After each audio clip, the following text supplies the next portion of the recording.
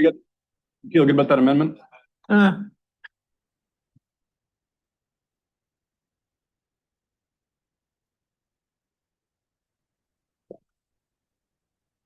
afternoon. I will call to order the regular assembly meeting of the Petersburg Borough here on Monday, April 13th, 2026 at noon. Will the clerk please call the roll? Mayor Lynn. Mayor Lynn is excused. Vice Mayor Stanton Greger. Here. Member Martin. Here. Member Mucci. Here. Member Newman. Here. Member Schwartz. Here. Member Valentine. Here. Thank you. We have 6 members live in chambers with Mayor Lynn excused. Now let us rise for the voluntary pledge of allegiance. Pledge allegiance to the flag of the United States of America and to the republic for which it stands, one nation, under God, indivisible, with liberty and justice for all. Moving on to agenda item 3, I would entertain a motion to approve the regular assembly meeting minutes from March 16th, 2026. So move. Second. Been moved by member Mucci, seconded by member Valentine. All those in favor say aye. Aye. Aye. Opposed? The approval of the minutes passes unanimously. To item 4, to either the amendment or approval of today's meeting agenda. I would either entertain a motion to approve as is or to amend. Mr. Mayor, Member Mucci, yes. I'd like to amend the agenda to add under 11E, a report from Borough Clerk Regula on the Human Resources Conference she attended last week. Is there a second? Second. And on, in terms of, all those in favor of the amendment, say aye. Aye. Aye. Opposed? If there are no other amendments, I would entertain a motion to approve the agenda as amended. So move. Sorry. Moved by member Mucci, and I believe that was member Newman. All those in favor say aye. Aye. Aye. Opposed? That passes unanimously as amended. We have no public hearings today, and we have no bid awards, which will bring us to persons to be heard related to today's agenda. Anyone like to speak to items related to today's agenda? Please step forward, state your name, and as a reminder, you have 5 minutes. We ask that you be respectful and civil and look at the audience. I know that won't be an issue, but it needs to be said anyway. Proceed. Yes, my name is Molly Tiber. I'm here representing myself, and I'm on my own time. Excuse me. I'm kindly asking you to support the resolution in front of you today. The resolution is asking for a defined benefit pension plan for employees in your community and in your state. Many of you are familiar with the plan, and we have discussed this important issue. Having a defined benefit plan rather than the current defined contribution plan will keep us working in the community in which we live and help us acquire workers in many important positions that we cannot fill. It will also greatly assist in any upper level positions that will need to be hired for in the future within our borough, our hospital, and our school system. Not having a retirement plan in place that will assist in providing a defined, dignified life into retirement is an issue for many of us working today here in Petersburg and in the state of Alaska. This is emphasized by us not being able to pay into a Social Security account as well. The amendment brought forward this past Friday by Senator Sedman is asking for the risk of this defined benefit plan to be put onto the employers and the employees, his constituents. Many of us do not support this amendment. We want a plan that will work for our employers and the people of our state. His amendment is not needed. The actuaries have been out about this plan, and it can be supported within the state retirement system, similar to the plan that a few of you are on today. This is protection of his decision that he made in 2006, which was to take away the defined benefit from the Alaskan workers. In the 20 years that this decision has been made, we've been trying to retrieve this back. We have the data, the support from most of the House and Senate, and other municipal assemblies, such as Anchorage and Fairbanks, who have signed resolutions to support a fair, dignified retirement plan for workers in their community and within the state. Please support the resolution in front of you today, and if needed, editing to show that you support House Bill 78 prior to Amendment Number 1 that was made last week. This is likely to be heard again in Senate Finance to review the impacts of this amendment on the bill. I'm hopeful that the committee will strike this amendment. The real fiscal question is whether we can afford to maintain a system that is not working. The greater risk is continuing exactly what we are doing now. Thank you for your service to our community. Thank you for your testimony. Just feel free to come up as you see fit. Hi, Tom Kowalski. And I'm speaking for a bunch of people. We have over 300 people that signed a statement of concern to relocate towers that are planned or are already up. But in the discussions and in the investigations that we've made, we've came to a realization that there is no radio frequency monitoring occurring here in Petersburg. Several people, citizens with their own equipment, have been out about town and have documented some places where the radio frequencies exceeded levels that they thought were safe. They're not experts. And so I just wanted to speak on that for a minute because with some citizens being able to identify places where there's very strong frequencies occurring, and being that there is a range within the Telecommunications Act of 1996 that does limit the amount of RF that can be emitted, it's concerning. And it's concerning to the people that read those machines and understand what they're looking at. I recommend that we consider either a yearly or maybe 4 times a year, I don't know, some sort of schedule to have an outside organization come in here and an expert and read radio frequency values. And that's one thing. Another item that's not on the agenda is ordinance language. I don't think we've created anything that regulates data centers, and there's talk about town to actually maybe start allowing data centers come to our town. One thing that this town has seen over the years, especially recently, are high surcharges in the wintertime when power is limited. There are other instances where power needs to be monitored and generators are used for maintenance reasons, and all that costs money. What we need to do before we allow any data centers is to figure out what is the capacity, because what is our power capacity? What can we allow? And how are we going to apply that? So anyway, just some things to think about in the near future. Thank you. Thank you for your testimony.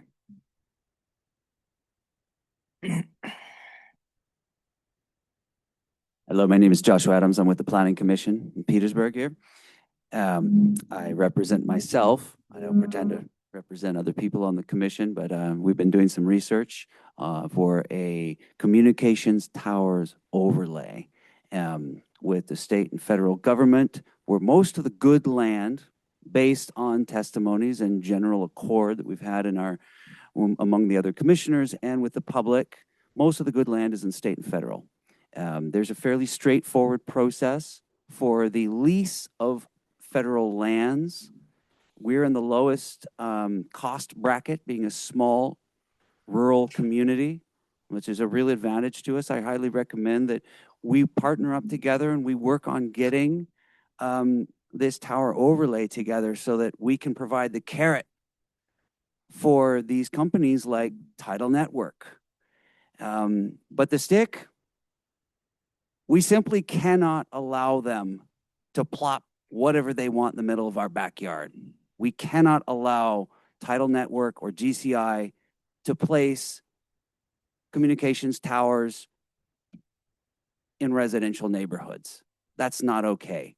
I know that we're not allowed to use health as a criteria under FCC regulations, But that just does not mean that they get to do whatever they want simply because they own the land. Give us the cover and work with us so that we can develop this communications tower overlay so that we can give them a viable location for their towers where they can put them that works for the community. And this is so important because if we do this now and if we act diligently, future generations will be thanking us. Thank you for listening. That's all I have to say. Thank you for your testimony.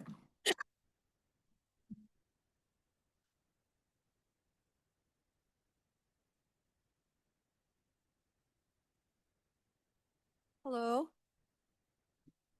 My name is Dana Tinas, and I'm speaking on behalf of myself. My lords, I humbly petition you, oops, wrong century.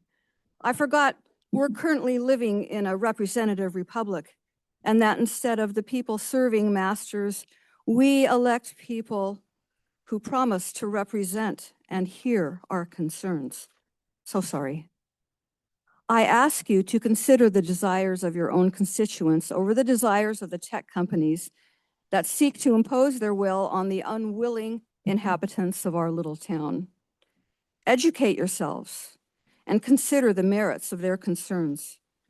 These concerns, whether you currently consider them unfounded or not, need to be evaluated in light of the federal government's mad rush to remove the barriers of local regulations against the installation of towers, particularly since the FCC refuses to consider health implications as legitimate, even while refusing to update their own health studies for decades, despite a court order to do so. Quality of life is precious to most Southeast Alaskans, and your job is to protect that quality of life. Thank you. Thank you so much. Anyone else like to speak to visitors' views related to today's agenda? Please step forward. State your name and who you represent. The floor is yours. Good afternoon. My name is Tim Shumway. I'm representing myself and the Associated Teachers of Petersburg. I'm here today to ask you to support the resolution in support of House Bill 78, which would establish a defined benefit retirement plan for public servants in the PERS 4 and TERS 3 tiers. For many years, Alaska offered its teachers and public employees a competitive and secure retirement. I know that some of you on the Assembly personally benefit from that system. It made public service appealing, encouraged employees to stay in their jobs, leading to an experienced, committed, stable workforce. That changed in 2006 with the creation of the defined contribution system for all new employees. The new system, PERS 4, TERS 3, shifted all of the risk away from the state and onto employees, removing the predictability of a pension and replacing it with the uncertainty of a market-based return. While many argue that this is what the private sector has, the major difference is that public employees in Alaska have been locked out of the Social Security system, removing the safety net that should make market returns, should market returns not prove sufficient. In fact, public employees and educators in Alaska are the only such workers in the entire country who have access to neither Social Security nor a pension. This system has created huge issues with recruitment and retention across the state.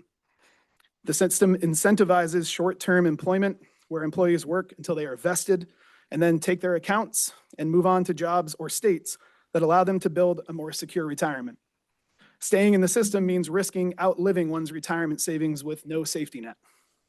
I began teaching in 2006, so I've been in the system my entire career. I've watched the shift occur. I've seen too many early career teachers work for a few years, gain valuable experience and expertise, and then move on to other states with secure retirements. In education, as in most fields, experience and consistency matter. The data in Alaska clearly indicates that schools with the lowest turnover have the best student outcomes. Even in Petersburg, which is a great place to live and work, we have seen too many talented teachers move on to other jobs or other states because it does not make financial sense to remain. The number of Petersburg residents affected by this issue is staggering. Between borough employees, hospital employees, the school district, Fish and Game, DOT, hundreds of Petersburg residents who have chosen careers in public service are denied a secure retirement. I'd like to take a moment to address some of the concerns and issues related to this bill. First of all, this is not a system, a return to a system that created a huge liability for the state. The bill includes a built-in cost sharing, with employees contributing increasing amounts if the plan falls below 90% funded. That is a responsible, thoughtful, measured approach that acknowledges the role employees have in funding their own retirement and ameliorating the risk that the state takes on.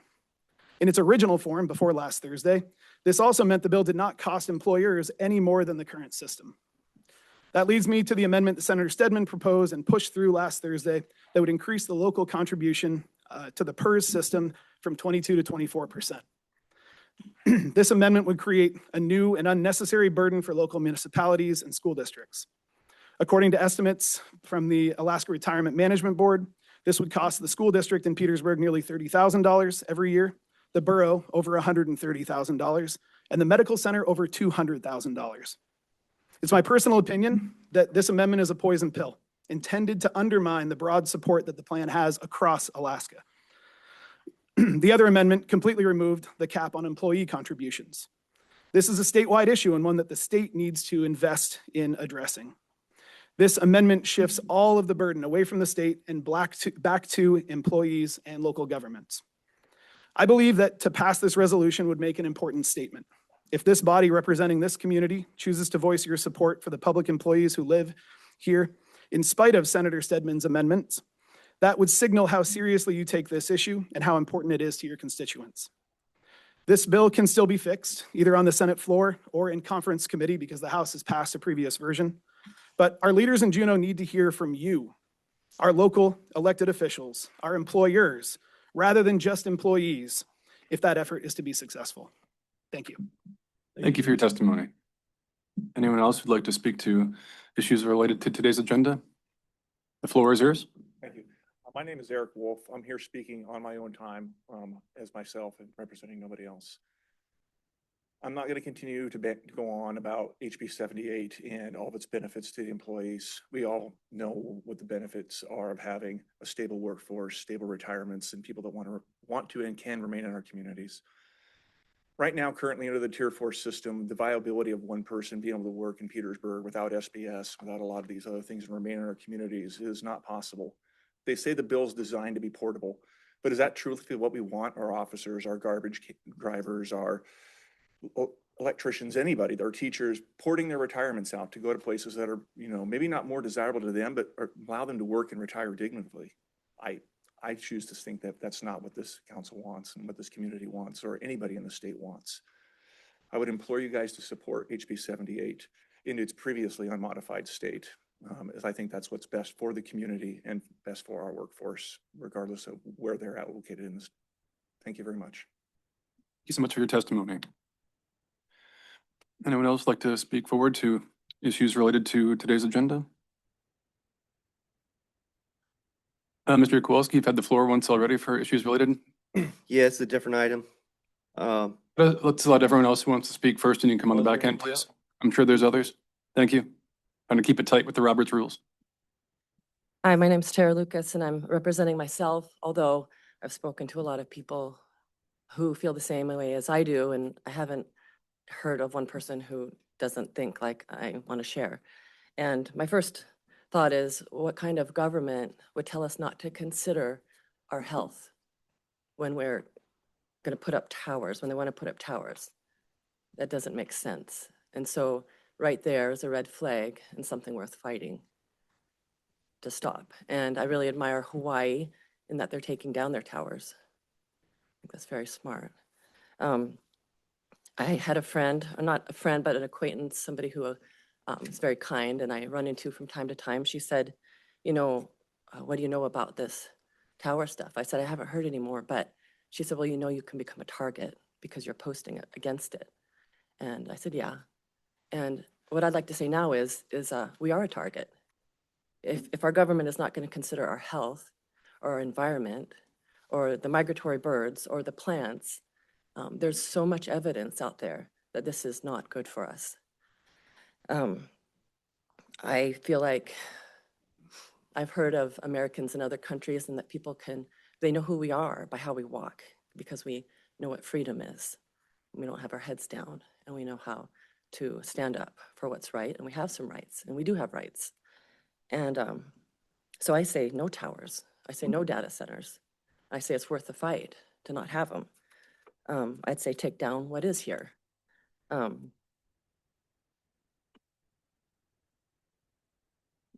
Yeah, so the native people came here, I've heard and read through the ice when there was a lot of ice here, and they didn't need towers. And people during the Depression, I've read that some people get dropped off with just a couple tools, and they made a life here and worked hard to get something as simple as goats. And they had a good life. I grew up in Cake, and we'd have CBs to communicate with. And I say we're free people. We don't need that. And it's worth the fight to stop them. I live across from Kupernoff, and I look over, and there's these ugly towers that are shooting up above everything and blocking the view. They're unattractive. They're not healthy. And it's just wrong that we can't even consider our health. Thank you. Thank you for your testimony. Vice Mayor Stangberger, I have someone online that would like to speak next. That would be lovely. Okay, this is Chad And before we Carvey. go to Yeah. that, I'm going to refer back to Mr. Kowalski. We're going to keep it to one for each item, one person each. You can, if you have more comments, you'll have 5 minutes, and visitors unrelated. All right, go ahead. Thank you, clerk.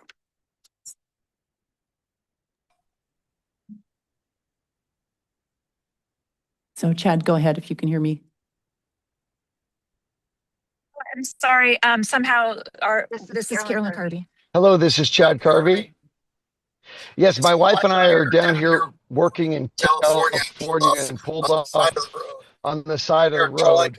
But we are calling because this issue of the communication towers is so important to us.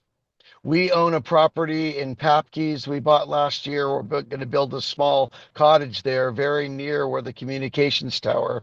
And I see that new business point G, the communications tower site alternatives being discussed for the site adjacent to the fire station. I don't know if that same thought can be applied to the communications tower down at Papkeys, but that is absolutely what needs to be happened. It's very specific, very clear that we need to look at properties away from populated areas. So I just wanted to put in my vote of approval and support for that and against having these towers in populated areas. And this is a fight that I had to do many times as a school principal in regards to populated areas. Thank you very much. Thank you, Mr. Carvey. Anyone else online right now, Clerk Regula? No, there's no one. Other members of the audience would like to speak to things related to today's agenda? Go ahead, Mr. Mergers. Floor is yours.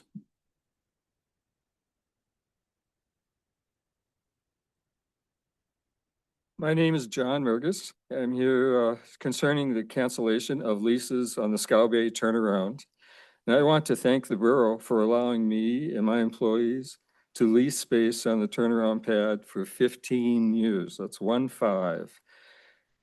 Those leases allowed us to make an estimated 600 plus hauls of crabbers, gill netters, trollers, sailboats, and pleasure craft for work pad services on the Scow Bay pad, employing many shipwrights, keeping marine services local instead of having to go to Wrangell, and generate many thousands of dollars in sales tax and lease revenue and local purchases. All 15 years have a perfect safety record and no complaints from the borough. I consider it a successful partnership with the borough and area vessel owners. That success for the community is much the doing of Taylor Polar, owner of 13 Marine in the audience here, who is also losing his lease as I am. I will suffer financial loss from losing my lease, but not nearly as much as Taylor. Taylor has put his life savings into improvements with a large heated building and utilities, the first of its kind in Petersburg, accommodating most of our commercial fleet. Tearing down the building for future use is likely unaffordable. Yes, he is aware that his lease allowed cancellation for public use. No borough employee made any written promises or statements excluding Taylor or myself from the cancellation clause.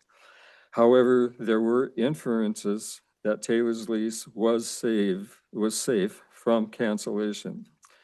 I, as well as Taylor, have attended every meeting pertaining to the Scow Bay project, whether it be the Harbor Advisory Board meetings, Scow Bay Steering Committee, P&D engineers.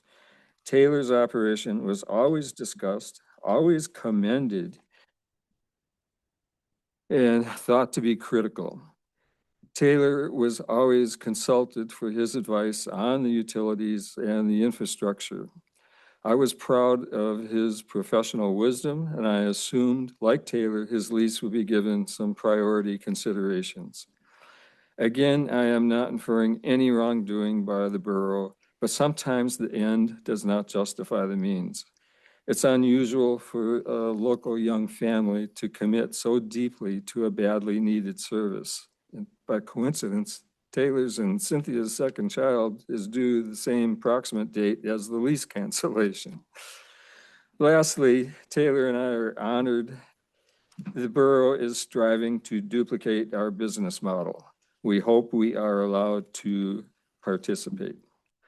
Weather, fuel prices, seafood marketing volatility, environmental challenges are causing a perfect storm for the local fleet. And it's a bad storm.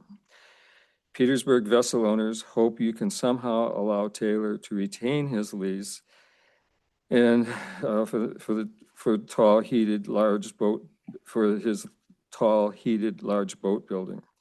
Winter months are the most critical for the fleet. That's it. Thank you. Thank you for your testimony.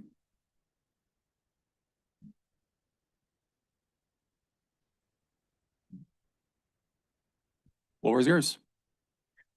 I'm Judy Omer, and speaking for myself, but also with the awareness that there were over 300 people who signed papers of concern about the location of the towers that are starting to infiltrate, it seems like, all of Petersburg.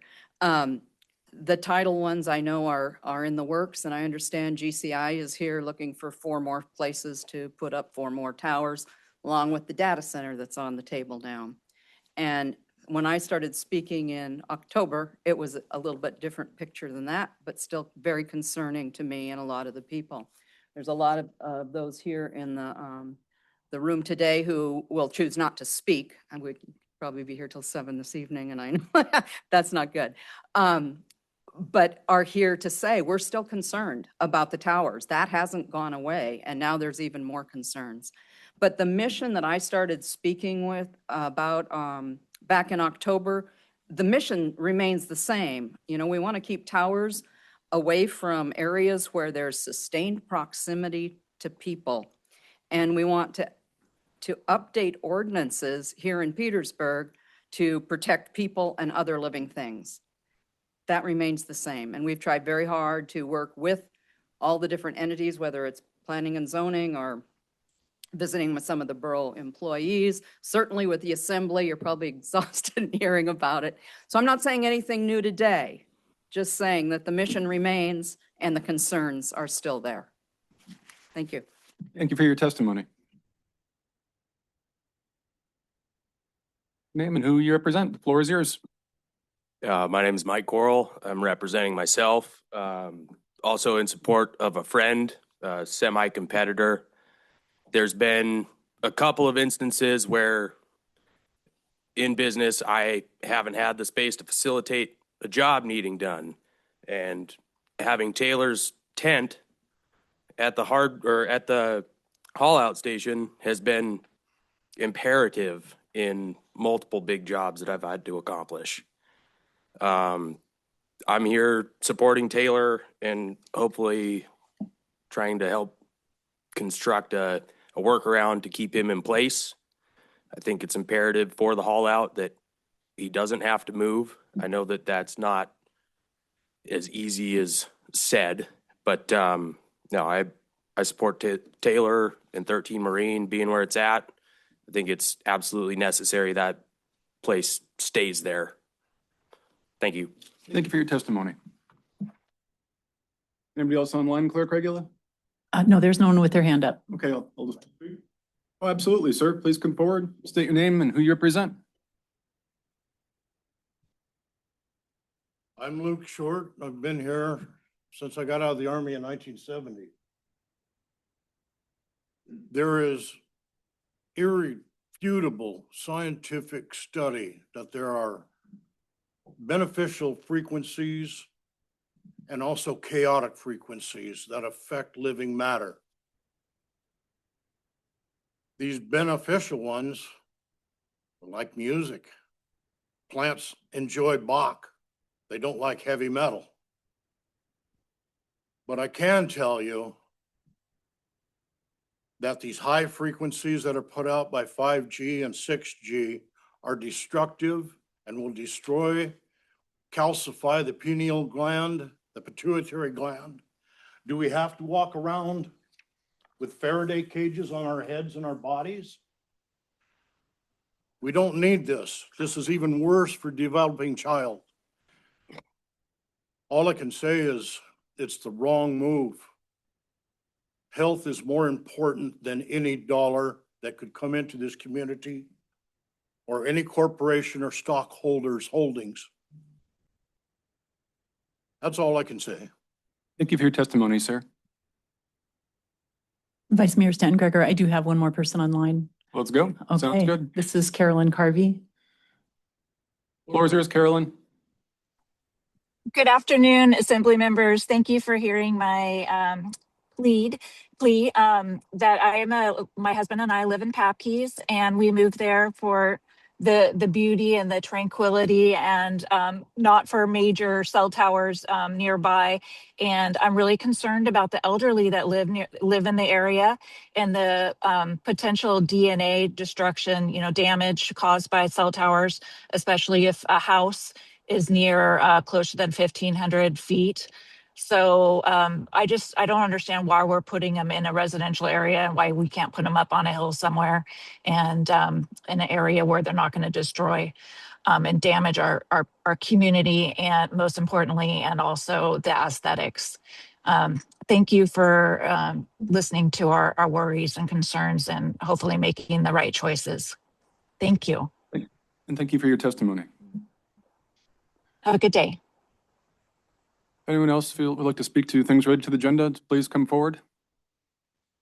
Heather, come on to the podium. Let's go honor system. Whoever comes up, just go for it. I'm Heather O'Neill, here just giving my own opinion, my own personal opinion, and I know you've all heard it from me before. I'm very, very suspicious of these towers. I'd like to see them all placed way away from any communities, areas with activity, not just maybe all the sensitive people, but for sure the sensitive people, schools and hospitals and all this stuff that we've talked about for months. But say up Mill Hill, where I share a property line with the new tower that's been built, if it catches fire, there's a danger to my equipment, which is, necessary for me and my husband to conduct our business. If it catches fire and hurts our property, or falls on it or hurts our property, and it's very unsightly and makes us nervous to work there because we're worried about what's going to be placed on there and what kind of emissions we're going to be dealing with on a daily basis. And for the first time, unlike last year, I won't be going before the Board of Equalization because I made my case to the assessor, and he also said he would not want one on, he would not like to share a property line with a tower, a communication tower either. So there are a lot of concerns. You can find data where there are cancer clusters around these towers. And I think that the more research, the better. Do it after you can prove they're worthy and good rather than after the fact.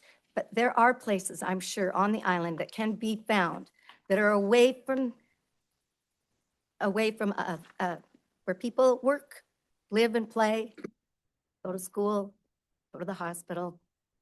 I guess pretty much all the things I've already said, and I really appreciate the opportunity to reiterate it all again. And I thank you for your time. Thank you, Ms. O'Neill. Anybody else in the audience would like to speak to things related to today's agenda? Just feel free to come forward.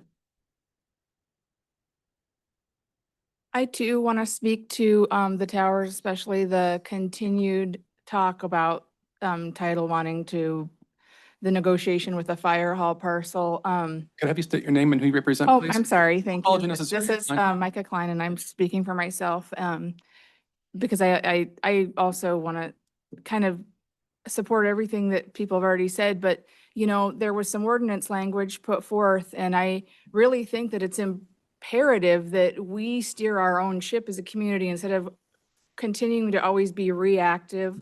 We can always change our mind later and give people special use permits or whatnot, but my concern with that we get this ordinance language that planning and zoning worked on and put forth to you guys in place is because I've done my own research. I've put solutions out there and other options for locations of towers. I've personally called regulatory DNR and other places to find out the process of leasing or buying state land or federal land, the process for the Forest Service and everything. If we don't get these in place, people can lease these lands and be right up next to subdivisions, and then you're devaluing people's property, and then there goes, you know, income tax revenue. And I'm not going to buy a house then, you know, right next to a tower. And so, and that's right now, people might be able to say, oh, we're not devaluing property, but in the next coming years, the more towers go up, people are going to shy away from coming in and investing in this community because the aesthetics and the what Petersburg has always been is not going to be the same when we have all these towers around town and people don't want to be around them and live in sustained proximity. So I really want to urge you to move that ordinance language forward and let our community steer our own course, because as Deanna said before, you know, the Trump administration is trying to fast track legislation to take away the powers of us on a local and state level to regulate these things. So we need to get our ducks in a row before that happens so that we can steer our own ship and choose what we want for our community. Thank you. Thank you for your testimony.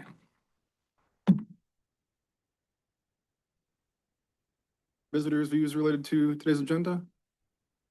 Seeing none. Those here today who'd like to speak to, go ahead, Ms. Tyson, didn't mean to cut you off there.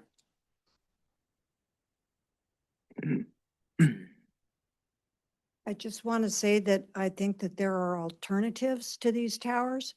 I know that I watched the people putting up cable, and there's underground cable. There's the cable that's coming down through the ocean, you know, from, gosh, I wasn't planning on talking.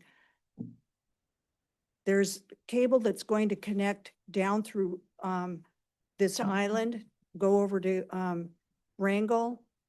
And those are the things that when you take the radiation away from where the people are and use alternative methods to accomplish what you're trying to accomplish, which is connectivity, that's the thing that I would like to see active investigation and thoughtful research done on that before you allow more and more towers. Thank you. Thank you for your testimony.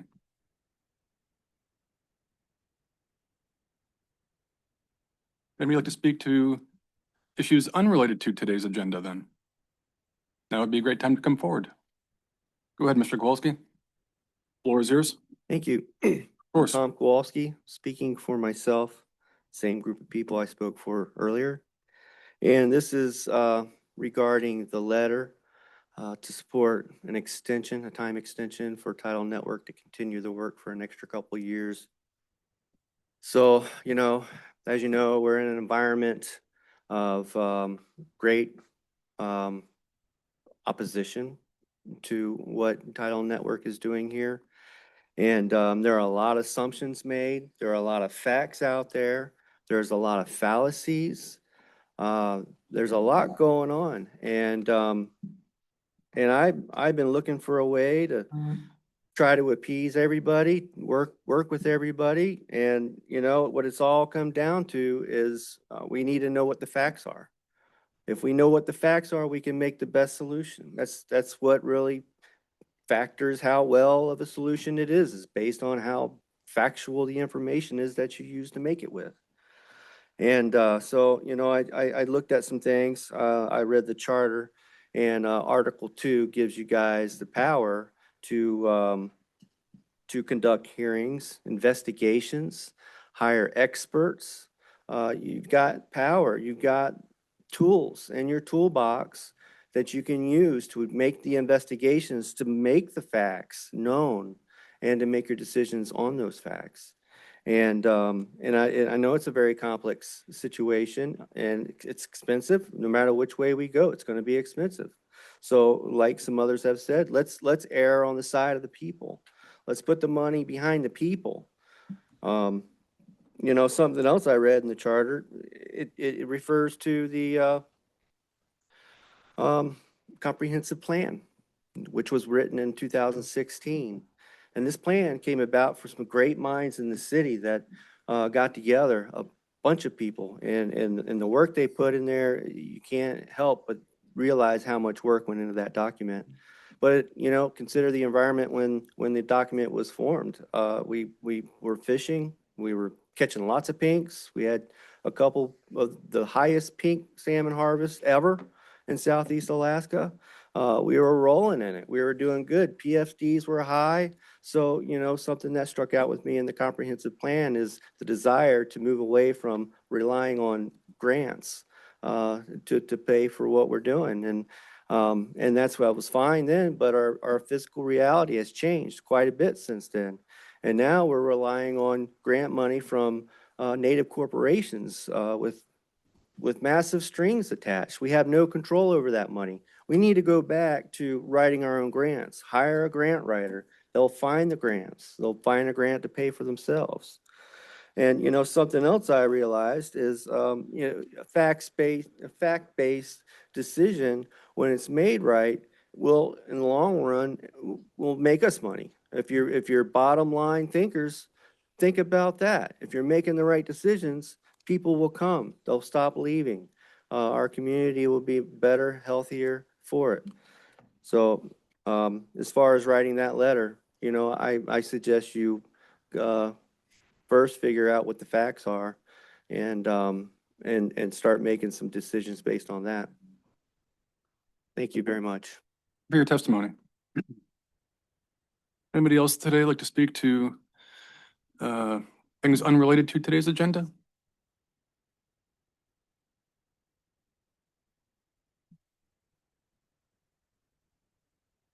Coral? Yeah. Floor is yours. Mike Coral again. Speaking on the Scow Bay turnaround. Bear with me, I gotta find my notes. No problem, take your time.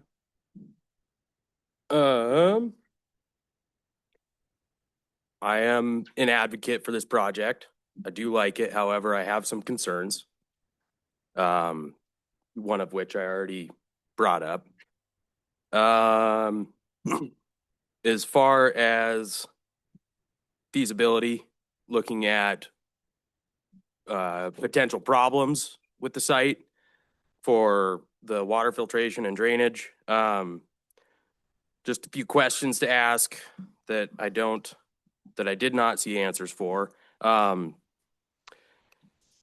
If the water filtration system were to fail at some point, I'm wondering if the facility would be shut down due to regulations at a cost deficit for those trying to provide services in the area. I'm wondering if there's going to be any kind of a borough subsidy for service providers there as far as billing goes, if the businesses are going to be held accountable for filtration on problems or on projects and metered usage. A couple of comments I have are protecting existing local jobs and operators should be just as important as providing new ones or attracting new service providers. So some concerns I have there is how will the borough prevent market oversupply that could drive down rates and make it impossible for existing local businesses to survive? And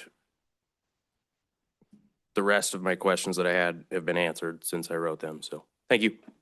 Mr. Corl, appreciate it. Anybody else on issues unrelated to today's agenda? Seeing none, we will proceed. Unless there's anybody online, Clerk Regula? No, there's no one with their hand up. Sounds good. Just want to double check.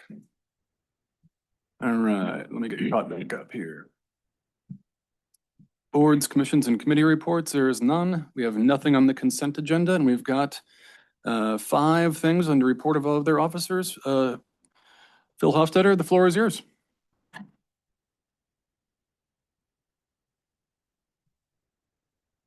Thank you. Phil Hofstadter, Petersboro Medical Center CEO. I submitted my report in the packet. 3 things that I'd like to maybe add on that are not in the report. First is, for the record, I'd like to echo Tim Shumway's testimony on supporting House Bill 78. We'll be writing a letter in support of that as well. Certainly you've seen for the defined benefit, huge retention compared to other areas in Alaska. So something I'm certainly going to support. Secondly, MRI is still pending. We heard from the state that they have until the 23rd. So again, it's just been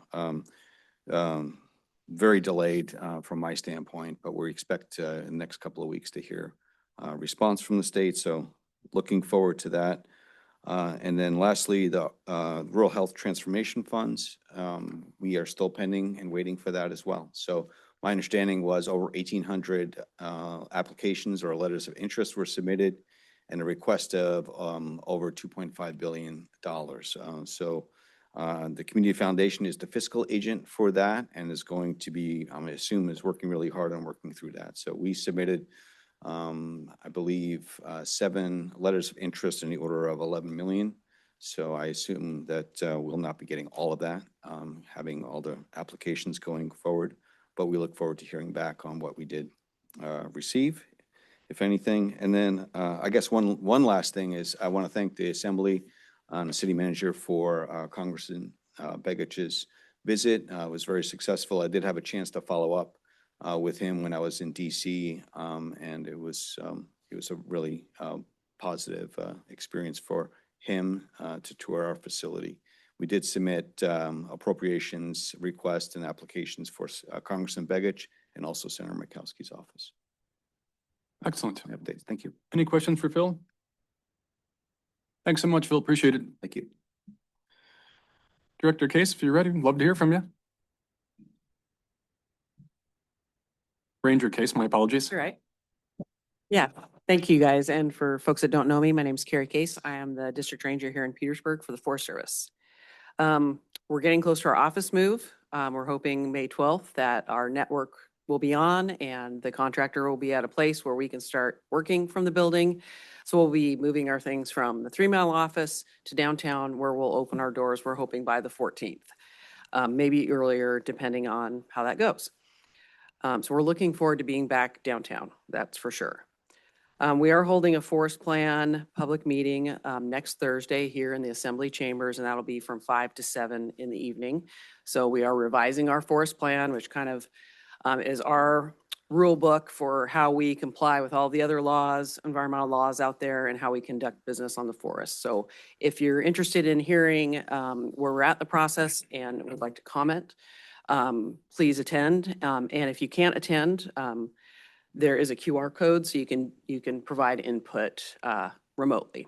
So I did confirm that we are looking at the Woodpecker Road main line, which is, I know, a topic of great interest to folks that like to use that road. We are looking at a pretty significant amount of construction and hopefully redoing a lot of the drainage features and the surface of that road in 2027.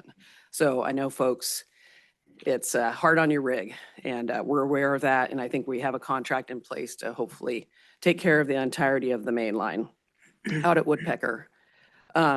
Along with that, I know we've talked about it, but just so the public knows, we will have a road grading contract going into effect this summer on Mitkoff Island. So a lot of our highly used roads outside of the Woodpecker Road will be being graded and hopefully getting rid of a lot of potholes. And additionally, the new cabin construction that's slated for Woodpecker Cove or just past Woodpecker Cove will hopefully be beginning this summer. We just looked at bids. I think we're close to award, and we should see that being started this summer and hopefully completed at the end of the year or early into the next year. Out the road, we're starting to be able to access some places we haven't been able to get to. There are some frozen outhouse issues, just FYI. If you are at Banana Point, and there's a reason why you can't use the outhouse right now. It is frozen solid. We're hoping to see that change and that it can be back into public service soon. So just an FYI on that. We're starting to begin our spring cabinet maintenance and wood runs now that the weather is getting a little bit better, and our West Point cabin contract, so the West Point cabin is currently closed, will begin on the 17th of this month. It needs some pretty major foundation work as well as roof support work, and that's going to start on the 17th. And currently the period of performance looks like it'll take about a month, and then that hopefully will be back open to the public. So that's all I have. Any questions for me? Questions? Member Mucci, go ahead. Yeah, thank you, Mr. Mayor. Thank you for the report, Carrie. Sure. Can you explain a little bit about the news we heard a couple of weeks ago with Senator Murkowski about the move to the office in Utah and what that means to some of the scientific work in the offices in Alaska? Yeah, it feels like years. Yeah. But yeah, it was just last week, I think. Yeah, what I can say, it probably will be along the lines of what Senator Murkowski said in the news piece that I think KCAW had on the radio last week is, as far as Alaska, I think the significant reduction in staffing has occurred. It occurred last year.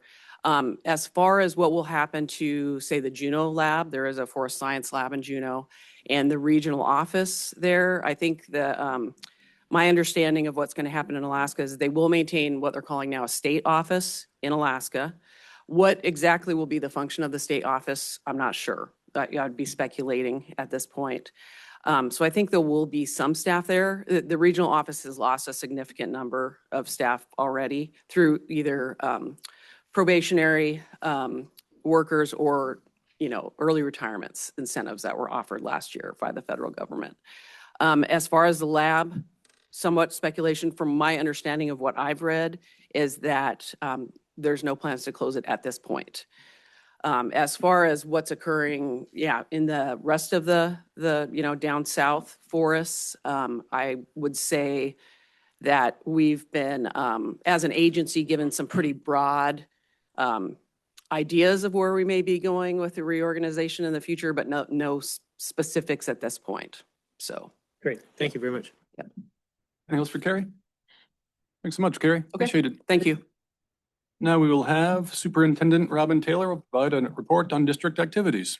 The floor is yours, Robin. Well, good afternoon, everyone. I'm Robin Taylor, the superintendent for the Petersburg School District. A few things to talk about. As a reminder to families, this coming Friday, there is no school for elementary only. The elementary teachers will be having an in-service day, but there is school in session for the middle and high school students.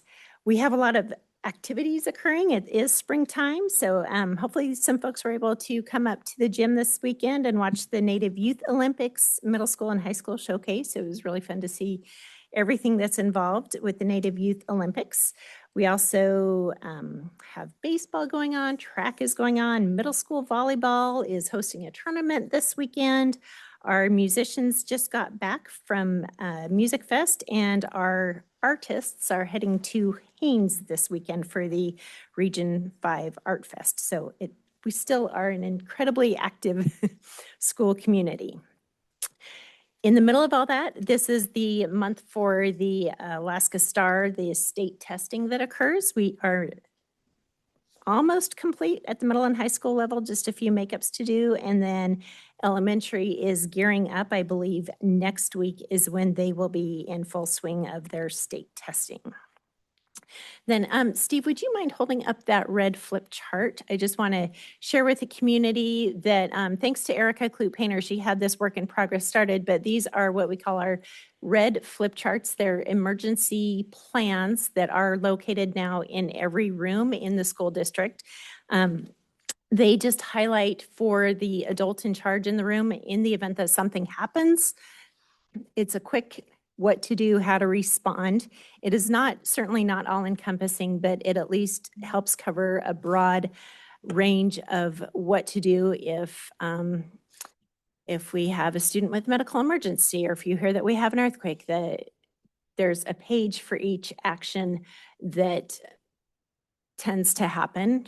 Knock on wood, hopefully not at all for us, but it just gives guidance for that first and initial response to happen before we're able to really gather the resources and take over. So those have been distributed.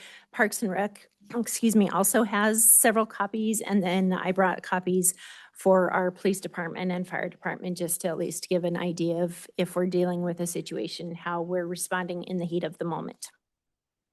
Also this week on Wednesday afternoon, between 4 and 6 o'clock p.m., the police department will be hosting an active shooter threat training, not a real thing, but the training at Stedman Elementary School from 4 to 6 p.m. again on Wednesday, April 15th. So every time we have the opportunity to practice, it just helps our school district and our community at large better respond to crisis situations. And then the last thing I just wanted to share is that the defined benefit resolution that the borough is looking at passing today, the school board did pass that at its March meeting, excuse me. So the school district is in support of the language as it was written, not with the amendment that was put forth this last week. And also our superintendent's group across the state of Alaska is in support of the language as it was originally written. So do you have any questions that I can answer? For Robin? Thanks so much, Robin. Okay, thank Appreciate you. it. Have a great day. Brings us to item D, a SEPA report. SEPA Chairman Bob Lynn and alternate Board Member Hagerman will provide a report. And since Bob Lynn is not here, that is you. Director Hagerman, floor is yours, sir. Thank you, Mr. Mayor. Happy to read these notes from the March 26th SEPA meeting in Ketchikan. The board did approve a Cleveland Peninsula transmission line brushing contract. Keeping the power lines clear of trees and brush is an ongoing effort. Every year, the agency contracts to brush and clear a certain mileage of the line. This year, Gig Harbor Tree Service was awarded this work at a cost of $395,000. Also, a contract to replace 2 wooden power structures near Ketchikan was approved. These structures are not adjacent to an access road, unfortunately, and require a heavy lift helicopter to be available to remove the old poles and set the new ones. The work will be accomplished during the summer maintenance shutdown this year, and EPC, the line contractor from Anchorage, was awarded that work for $217,000. During the fall and winter, this last year, during the season, a small portion of the road between the Swan Lake Powerhouse and Swan Lake Dam did slough as a result of heavy rainfall. They got 18 inches of rain over 3.5 days, caused some problems out there. So we approved a new project to fix that portion of the road, and the budget for that work was set at $380,000. Lots of water in the lakes. It was a good water year last year, continues to be this spring. So plenty of water for power production this summer. We will have a special board meeting on April 28th to consider some contracts that were in negotiations as of the last meeting. The board did direct our chair to finalize a new contract with the CEO. So that should be up for approval at the next regular meeting. SEPA staff reported on various projects, including the Tyee FERC license amendment for the third turbine. The Tyee and Swan Lake relicensing, their license are up in a few years, and they're starting on those. Ketchikan substation project also on the list. Wrangell reliability and stability project. Tyee third turbine, of course. Tyee Lake crew housing was recently refurbished, and lots of in-house work accomplished by the SEPA crews. And in future meetings, the board has decided to talk about SEPA's investment policy, reservoir management issues, and reviewing the financing stack for the third turbine at Tyee. Anything else? That's it. Questions for Director Hagerman? Director Hagerman, thank you for your report. Much appreciated, sir. I will not skip over Clerk Regula. The floor is yours. Thank you, Vice Mayor Stanton Greger. I just wanted to take the opportunity to thank the Assembly for rescheduling last week's meeting to today so that Deputy Clerk Glass and I could attend the Human Resources Training in Anchorage. The education opportunity and the networking was invaluable. Meeting with other human resource professionals and talking to them about their processes was great. So thanks again. Well, you guys were able to go. All right. That'll bring us down to the mayor's report. Let's see. Ooh, I need to get some stronger glasses. All right. 2026 cruise ship season. Petersburg is preparing for the upcoming cruise ship season with 88 scheduled port calls anticipated from 4 different cruise ship companies. Thank you to the harbor master and harbor staff for their efforts in planning, scheduling, and coordinating the upcoming season. Sexual Assault Awareness Month proclamation. April is recognized nationally as Sexual Assault Awareness Month. The attached proclamation affirms the borough's support for survivors, promotes awareness of sexual violence, and encourages community education and prevention efforts. Similarly, Child Abuse Awareness Month proclamation. April is also Child Abuse Awareness Month. The attached proclamation recognizes the importance of protecting children, raising awareness of child abuse and neglect, and supporting prevention advocacy efforts within the community. Although this is not on the mayor's report, I'm going to shoehorn 2 other things in there. One, just a formal recognition of Viking Travel and their award they received for Business of the Year. Congratulations to you and your family.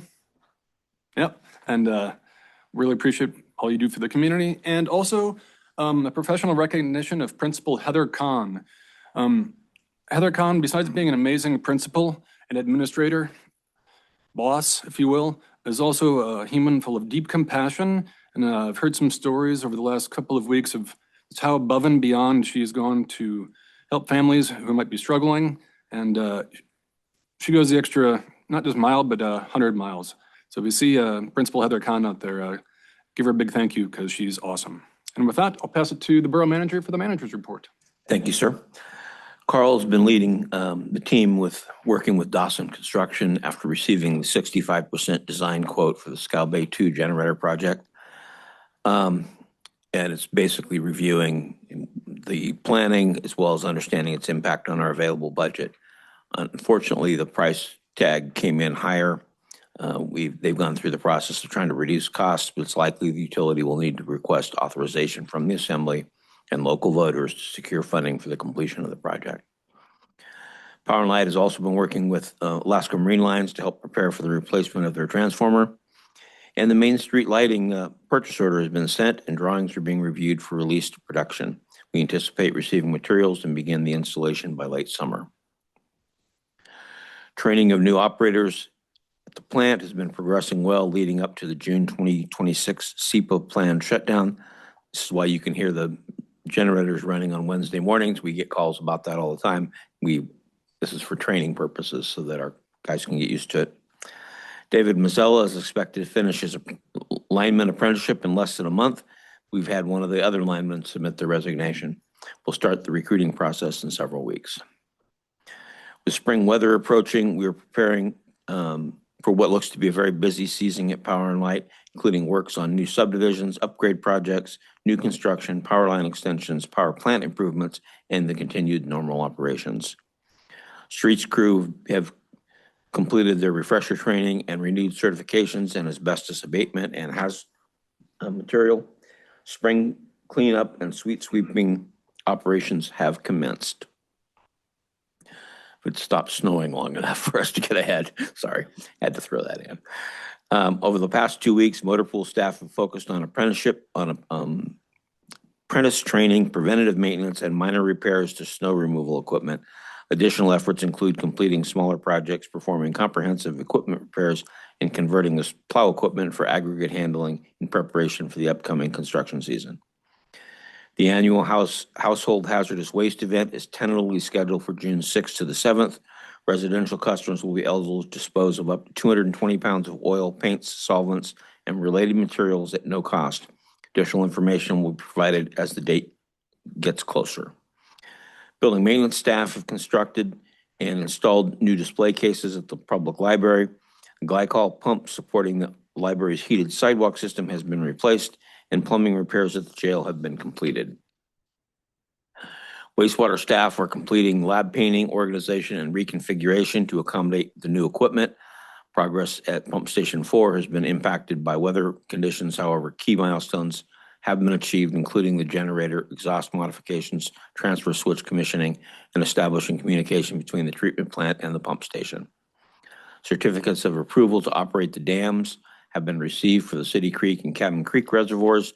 Design work for the new clear well is currently underway and progressing as planned. Library invites the Assembly and community to attend the Friends of the Library's 25th anniversary celebration on April 21st, 2026 from 12 to 2 in the Helmy Jensen Community Room.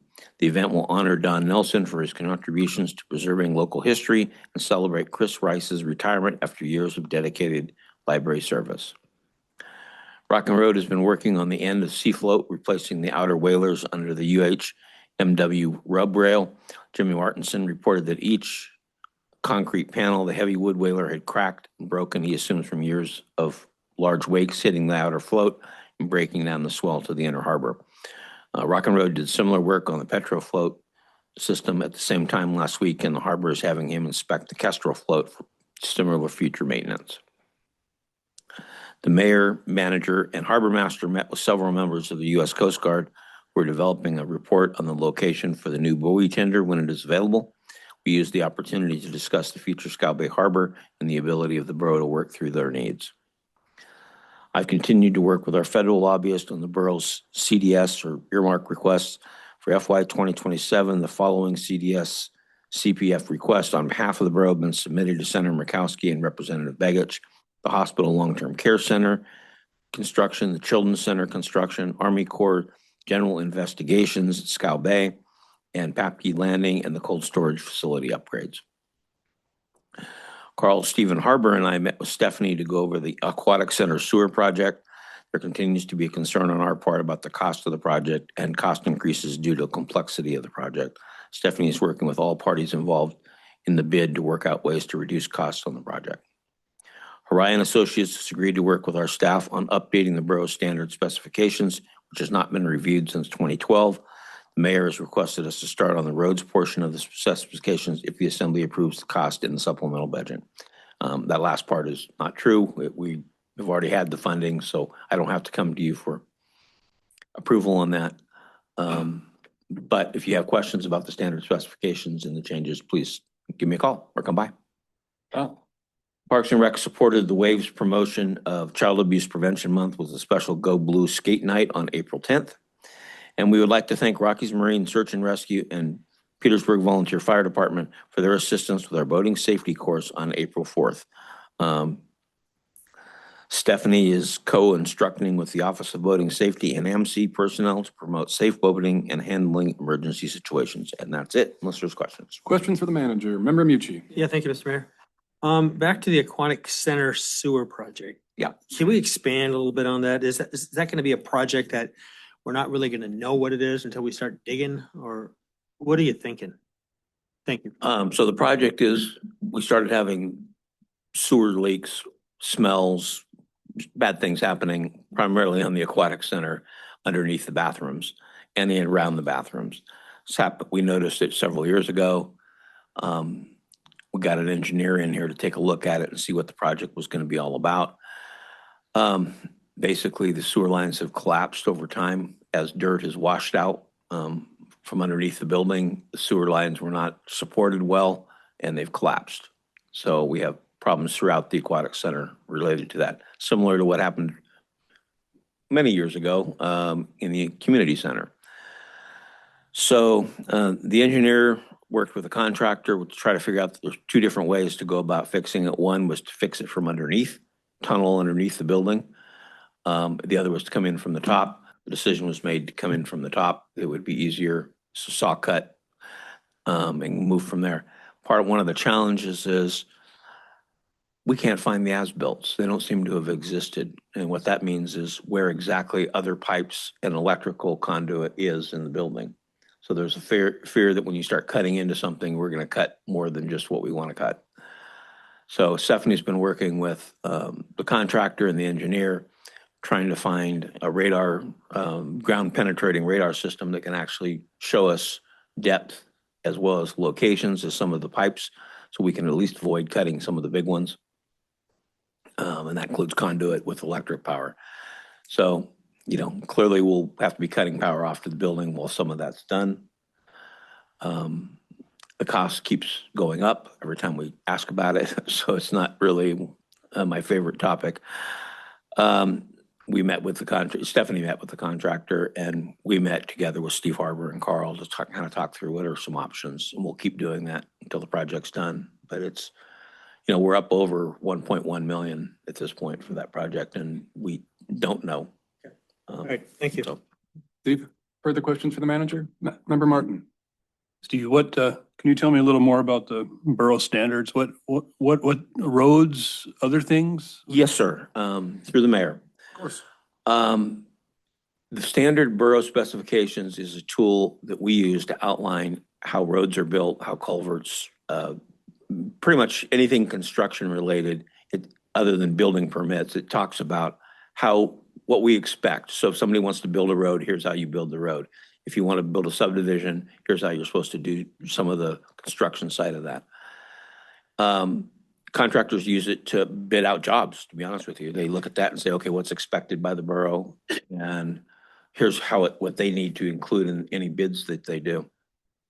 The road piece is critical because forever we've had a pretty stout road where if you want to build a road, you got to dig it out to hard pan, backfill with rock, and go from there. And there's specifications on how wide the easement has to be, how wide the road has to be based on the type of the road. And those are some examples. Mayor has suggested that we come up with a different standard for out the road. I don't know. That'll have to come back in front of the assembly, by the way, once the standards are rewritten, if indeed they are. Any changes to that document has to be approved by the assembly. So I should have said that up first. But, you know, Bob, when he went to Juneau, met with Senator Stedman's office, as well as spoke to someone at the Mental Health Authority about what it would take to get the South Mitkoff subdivision off the work and start working on it. And they said they're willing to do everything the prior assembly asked for. The one exception is they want us to reduce the road standards. And they haven't really said what they want it reduced to, and we're not saying what we'll agree to, but we did agree to look at it and see if there's.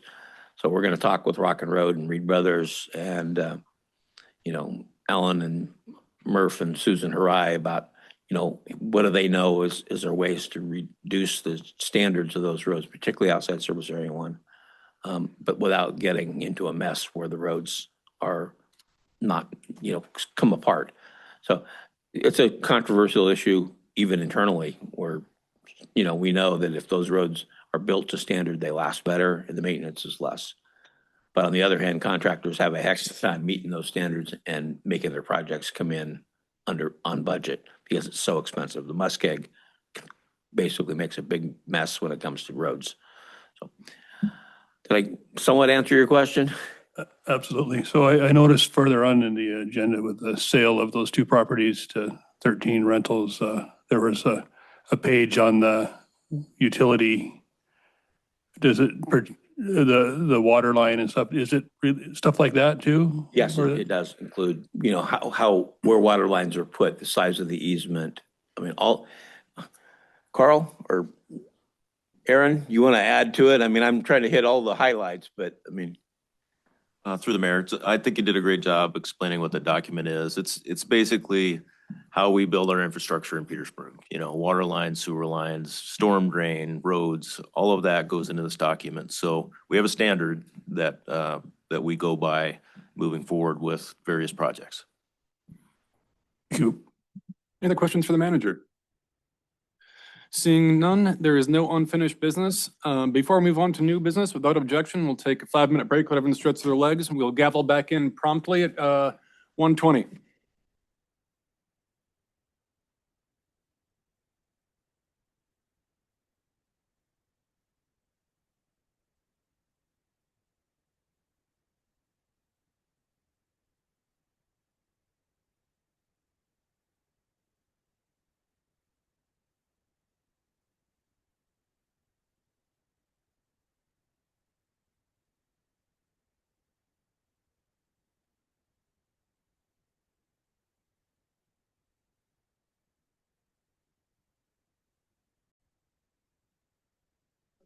Thirteenth meeting, Borough Assembly, here in our 2026.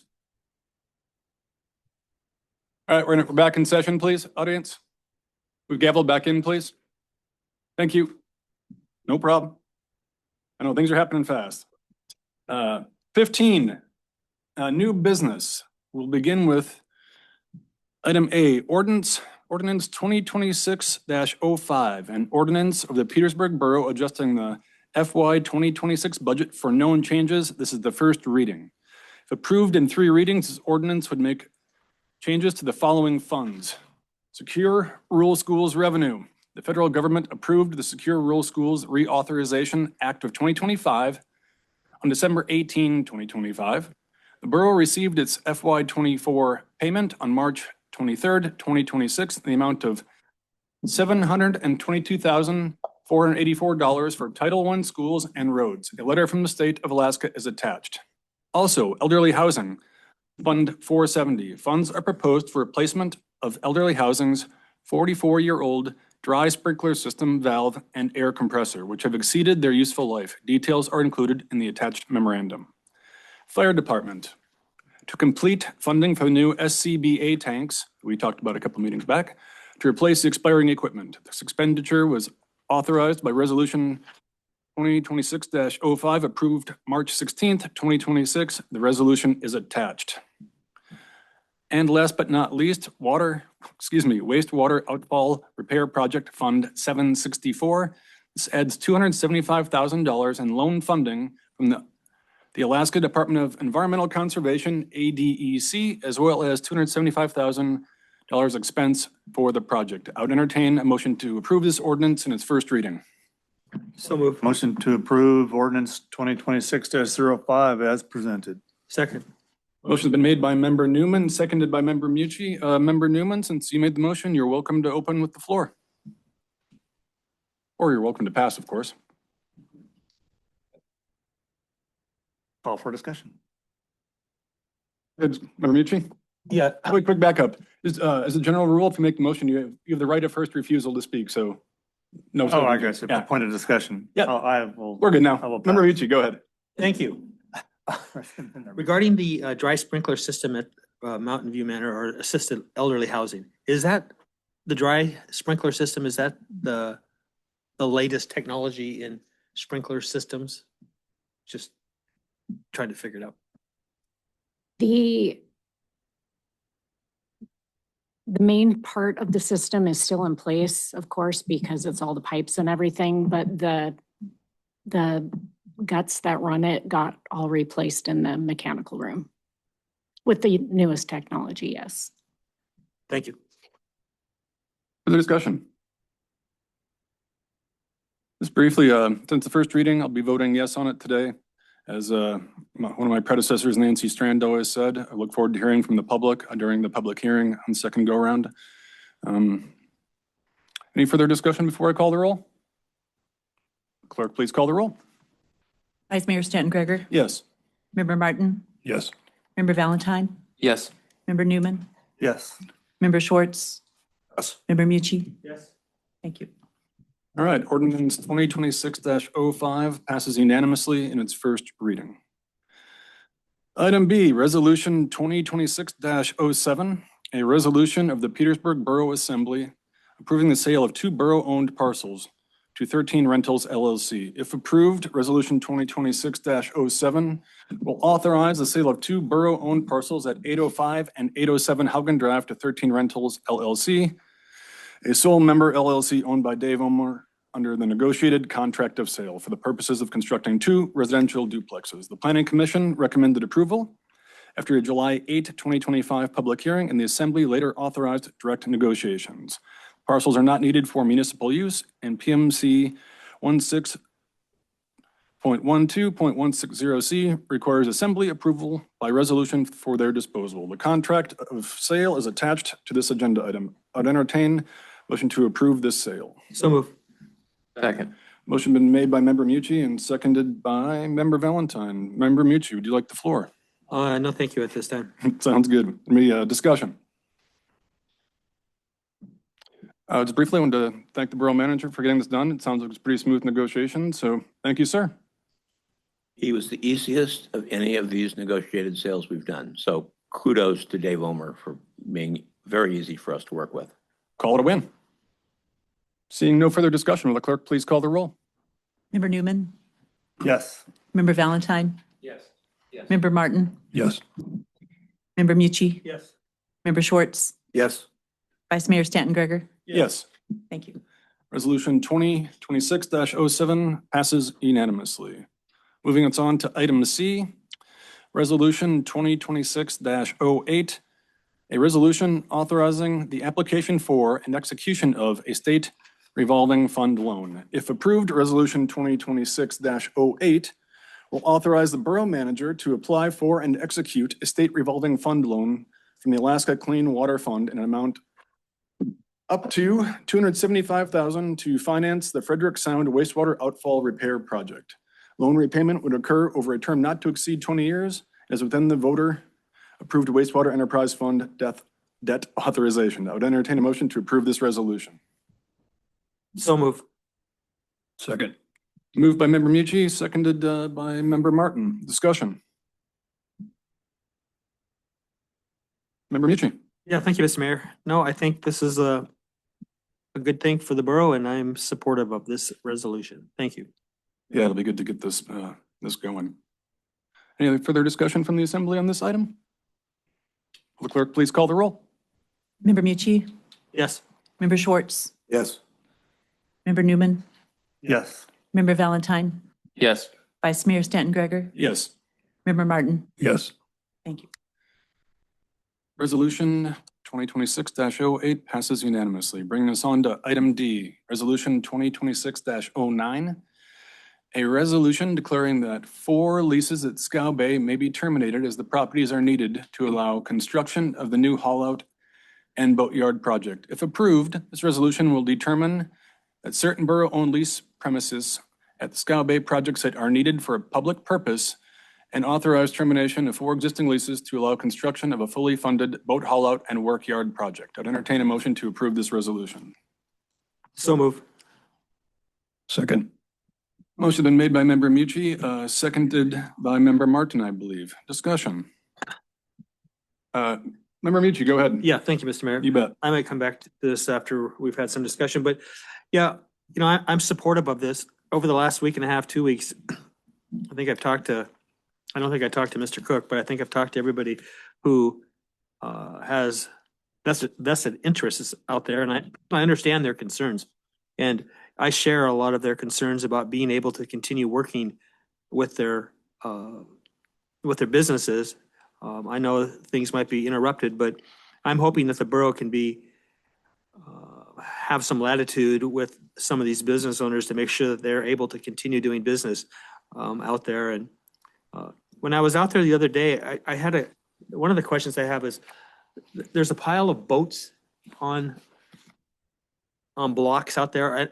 Are those boats on blocks, are they part of the businesses that are working out there, or are they? I don't understand. Is that a question, Member Mucci? Yes, I don't understand who they belong to. In that case, I was into this anyway. I was gonna defer to the harbor master, to maybe briefly address that. And then also this speak big picture to why you think it's important for us to pass this. If that's okay, Harbor Master Walton. Sure, yeah. Well, we have, to speak to Member Mucci's comments, yeah, we have got leasers out there that currently have vessels that are under construction and deconstruction at various parts of the lease. And so all of that's going to have to leave before we start the process of the design for the future out there. So yeah, those are all, I mean, that's what it is, a boat yard. And so there's varying degrees of boats on blocks. And so I'm not particularly clued in on which particular lease you're talking about, the one up against the beach or the one that's further up in the corner? Yes, ma'am. Yeah, go ahead. Yeah, I was just, I understand that who owns what pieces of hooped buildings, but are all the boats that are on blocks, they're part of the leases? Yes. Okay, thank you. Yep. And can you speak big picture to Yeah. why you want us to approve this? Well, I'd like you to approve it because I appreciate the people that have been out there working for 15 plus years and see really the vision that we have for that facility. I've been working on it since 1993. So we're here at the point where we're really going to be pulling the trigger on developing what the vision has been for over 30 years. And so the process is that we need to clean house, clear out the space so we can turn a contractor loose. And, if you've seen the pictures, the pretty pictures, we're going to almost triple the size of the property out there and have a working facility. So, yeah, we need to clean house so that everything can be graded properly and reevaluated. We have to go through the process of having assessors and people come out and evaluate the value of the property. We also have gotten the bulk of this money from the federal government, and so they're going to need to have specific language in future leases that need to identify that, if you don't use this facility for what we gave you the money for, we want our money back. So we have to make sure that those leases are all fall in line with a lot of the planned future. So big picture is I would love to be able to follow the schedule that we've provided to the leases well ahead of what our requirements were. We wanted to make sure that that they know what we're looking at as far as the schedule and give them as much time as they can to come up with, backup plans for their businesses. And I think we're using really good, hopefully the schedule will use the least amount of time as possible. We're giving them through, the usable season this year. December 1 is our hope that we could turn it over to a contractor to start working, and they could use a lot of the allowable environmental time. There's in-water work that's going to happen that has a very strict timeline around it. So we want to be able to you do that in-water work prior to the April 15th cutoff, and then maybe they can be able to work after the in-water work done is work on the upland side of it. So I think we're trying to really use the calendar well and be the least amount of impact to the existing businesses as we can. We also are trying to put into language with the contractor, being able to use the amphibious airplane haul out that we've been using successfully for the last couple decades. We're not going to tear that out. It's going to, as is, where is, until hopefully we can get a basin built for a new harbor. So we'll be able to use those there'll be some considerations. We'll have to work with the contractor and maybe identify some timeline where we can get boats in and out across to the private property that's I'm assuming remain open. And yeah, I'm hoping, I just really would hope that this is optimistic. I know it's the glass is half full on the timeline, but we're really trying to make the best use of the upcoming year. And then hopefully we can invite everybody to the ribbon cutting in 2027 and just move forward with a really successful project. Just a quick follow-up, Glorianne, is and maybe you can't answer that, and that's okay. But so for the existing leaseholders, and again, I don't know all the particulars, but is there potential for them to, in the future, apply for new leases at the completion of the facility? Yes. I assumed as much, but I tried Yep, not to. we spent a lot of time and we're spending a lot of money to build a facility that, that will enhance that sector. And I sure hope this is all not for naught. I sure hope it's not all for naught. Waiting a while. Yeah. Thank you, Harbor Master Rowland. I saw a bunch of hands. Are you one of them? I was one of them. Go for it. It's yours. Two questions for the harbor master, and sorry to kind of put you on the spot here, but, I had some compelling discussion earlier. These people are being impacted financially. First question is, what is the Harbor Department Borough doing to mitigate the financial stress on those businesses? And then the second question is, what are the long-term benefits to those businesses? So to mitigate, I think we've done a really well thought out schedule, and giving the timeline instead of the 90 days that's required, we've given them almost 200 days. Just notification that this is going to happen, and we won't shut it down prior to the end of September, giving everybody full, the opportunity to use up all their bottom paint if they, all of those things. And that we won't move ahead of that schedule. So really trying to use the calendar year. I've been in the business for a long time, and I know that most of the boats are pulled out and secure prior to December 1st. And so that's what we tried to use the calendar year. And I think that is all we can do. I mean, I don't know if there's a better time frame. People can talk to me about that. And if the case arise where, the federal government isn't ready to pull the trigger yet, this resolution gives the city manager authority to, kick that can down the road another month or two. So we're trying to really set it up for benefit to those leases and all the people that use them. It's going to be a circus out there. It is going to be quite a operation if it goes according to plan. And those partials along the perimeter of that circus are going to have front row seats. And the application process will probably address that. I would hope that we will have language in there that the applicants will be able to decide if this is the best location for them in the future. Financially, the lease, I can only imagine, is going to be a little more expensive than it is now, and because it's going to be the front row seat. I know a lot of the property holders in the perimeter are eagerly waiting for businesses that could possibly pop up in the next however long you want to say. So I think this is going to really give us an asset here locally that I don't know where it'll end. I mean, I'm hoping it'll bring people to town, both users and people that will benefit by starting businesses. The other thing that I want to promote is, as a harbor master, I've worked really hard to make sure that the public-private partnership is in place.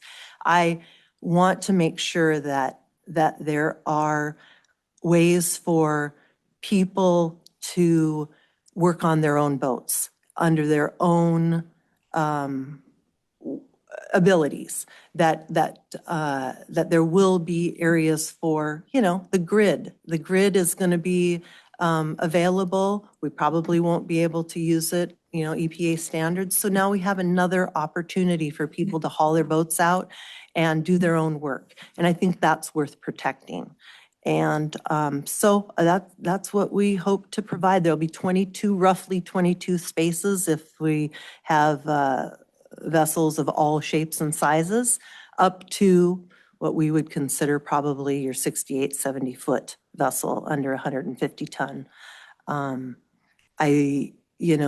knows? I'm an optimistic person, and I got into this because Strumdahl and I got into this because there was hope that we could put in another harbor out there.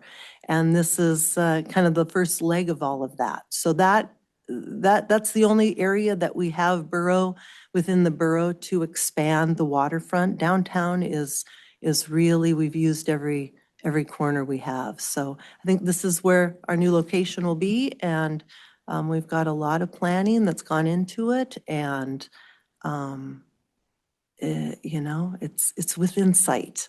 It's within sight. Further discussion, Member Valentine. Thank you. Of course, there's going to be a lot of questions here, but thank you for that.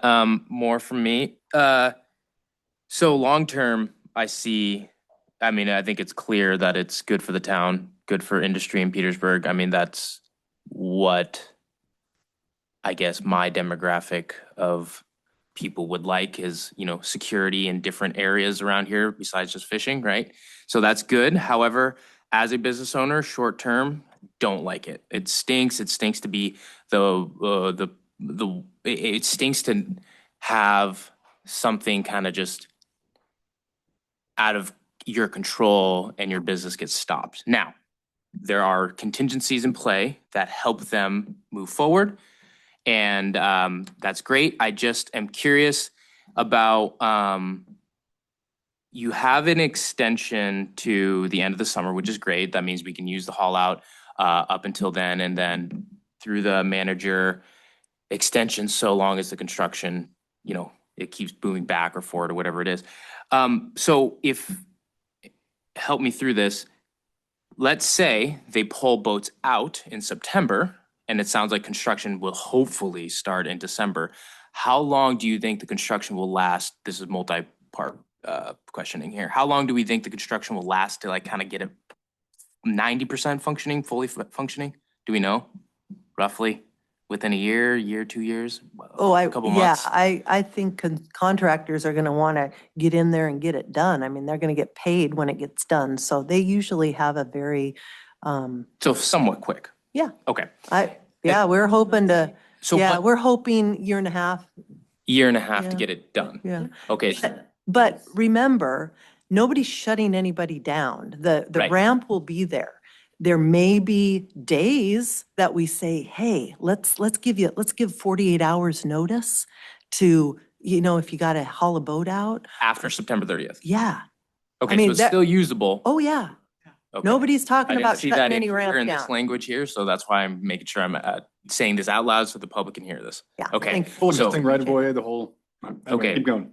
Great. So then that was going to answer my next question, which was if this was going to close down on September 30th and these guys spent all that time to pull boats out, but it wasn't available to put them back in, then all these people would get stuck with their boats on land, which they should be in the water, right? No, the ramp um, is not being shut down. Got it. That Okay. ramp is going, I mean, there's no dollars put in Thank to you. demo the Okay. ramp. That Okay. is there, the amphibious airplane ramp. Right, So- okay. So it's still usable. I didn't see it in the resolution here that would help me with that. So thank you for clearing that up for me. And I think that answers most of my other things. Thank you, Member Valentine. Member Schwartz. Glo, is that ramp leased by those guys, or is it just an easement there, or is it just, you say, hey, go ahead and use it, boys? Yeah, you gotta get a permit from us so that we know that you're, you know. Well, I don't need it, but I'm thinking about Murgis and Taylor and those. They're gonna continue to use that for their, yeah, great. Thank you. Further discussion? Member Mucci, go right ahead. Yeah, thank you, Mr. Mayor. Yeah, that's a great explanation. And I think people need to understand that they need to start thinking about where they're gonna move those facilities and where those boats are gonna move. But in light of that conversation, are we having that same conversation about where we're moving the fire hall and the training towers within the same time frame? May I answer that question? Absolutely. Go right ahead, Mr. Manager. So through the mayor, the fire hall location stays where it is. Now, that doesn't mean that we aren't trying to plan for a future location for that fire hall, but right now, we don't have the money or the land. So it's in our capital project list to fund $100,000 from somewhere potentially buy land if it comes available that could be a location for the fire hall. But we don't have the money yet. And I've asked Glo and Liz as they plan through this, you know, the fire hall itself has to stay where it is. That doesn't mean that we won't have days that there's work going on around it, but we have to leave the fire hall alone for the moment until we can find an alternate location. There is an issue with the training. They've got some training materials. They're made out of containers as well as a training tower. Training tower has to be disassembled. It's in concrete. So that one's, you know, home built. It's going to come apart and probably won't be able to be put back together. So we're talking through alternatives. Where could we put a training facility on a shorter term? The containers can be moved on a temporary basis. We have a location, a borough location to move them to. But the volunteers would like them put back at some point in a location that they can continue to do training. And we haven't 100% worked that out. We've looked at several different pieces of property, but again, a lot of it's money. You know, we have not funded that at this point. Thank you. Member Martin. Oh, to Steve, my concern and my sympathies lie with 13 Marine, and that all of the things you just mentioned for the fire hall would apply to the business there, you know, Through the mayor, I can speak to that. The difference is in, you know, the reason the businesses have to be moved at a certain time is that whole facility, not where the fire station is, but all the rest of it where the outline of the work yard's going to be, have to be graded, and the contractor is going to need access to that. That doesn't impact the fire hall location. Where the containers are, it does, because that's, am I saying that right? Yeah. Because that extra, what we don't want is to have that thing graded improperly, so you have water run out going where you don't want it, or you won't want the runoff going. So that was decided a long time ago and planned in. But where the current leases are, they're spread out throughout the lot, and they have to be gone in a way that allows that place to be graded and prepared for when it's future use. So I think Glo's done a very good job of communicating the differences as far as where the work's going to be done when. And she also said something that bears repeating, which is several. One, we've got to meet the needs of the federal grant, or we have to pay it back, and we don't want to do that. And the other piece of it is, you know, that facility has been planned for 30 years, where we've basically talked about what the plans are going to be. The fire hall, unfortunately, has always been one of those things that'd be great, but when they planned for that, they didn't include the fire hall going in part of the project. It was outside the project bounds. Go ahead, follow up. Are the lease lots now, or are they professionally surveyed? Are they very spelled out? You know, like a Square footage, sure, that's how we, I mean, are there corners that have been posted and all that? Are those spaces gonna be redrawn once the regrade takes place? Yeah, there will be changes made that, you know, we're expanding the width and the size and everything. And so, you know, to leave, they will have to be redrawn and reassessed and applications put in based on, you know, the size needed. You know, you never know how many leases could be out there, depending on the needs.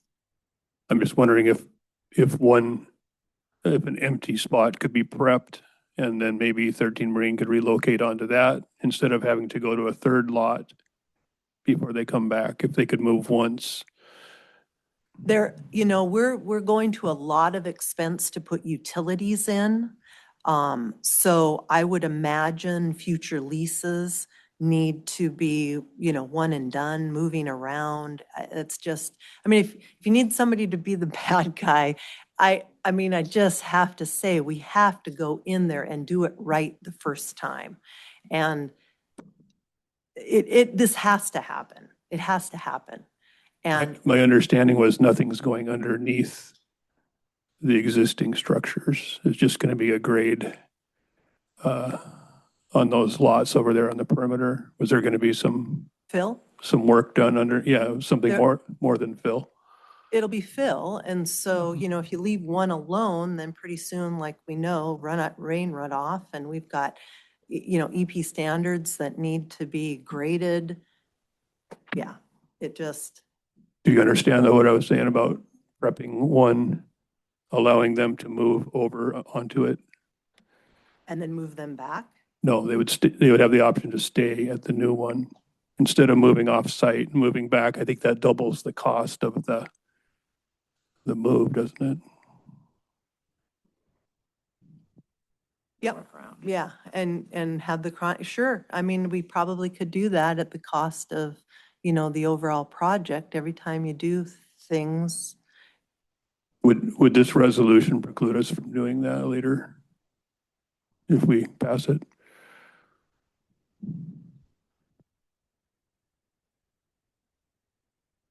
yeah, it'd be an attorney question. One of the, if I may jump in. Go ahead. One of the challenges is we knew this was going to be difficult, which is why in the existing leases, every one of them has a clause that says at some point, we're going to be doing this project, be prepared for it. I know it's easy to sign something and then say, okay, I don't have to worry about it anymore. But now they're worried about it, and I get it. I understand why. But the borough also has a obligation to the taxpayers and the people that have provided money for this to do the project as it was designed. And we knew going in a long time ago, this would have an impact on anybody doing business there.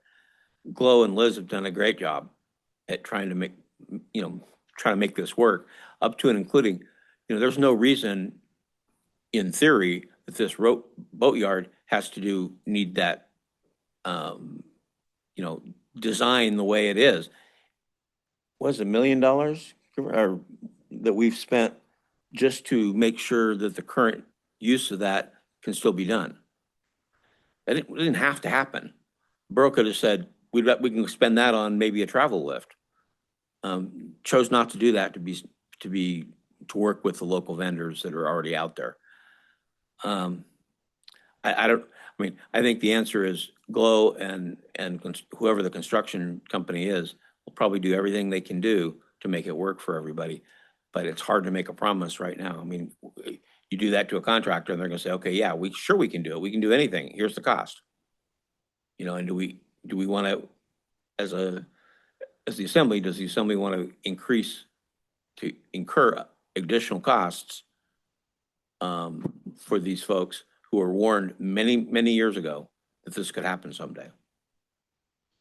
And I guess I would also caution, as we look at the future of leases, and I've said this before, but, we're going to have to really evaluate these leases. We're going to need to make sure that these leaseholders do what they say they're going to do and that there is a way out. Again, these leases are going to be on the edge of a circus ring. And there should be some language in there, I hope, that says you don't accomplish, you shutter your business, you do X, Y, and Z, then there's a transition out. And so to sit back here and say, for one existing business owner, what he's signing up for, when maybe he doesn't know what he's signing up for. And so promises, it's a real sticky thing to promise, a future like that and to require him to promise of his future. And so I think starting, from scratch with a business plan that can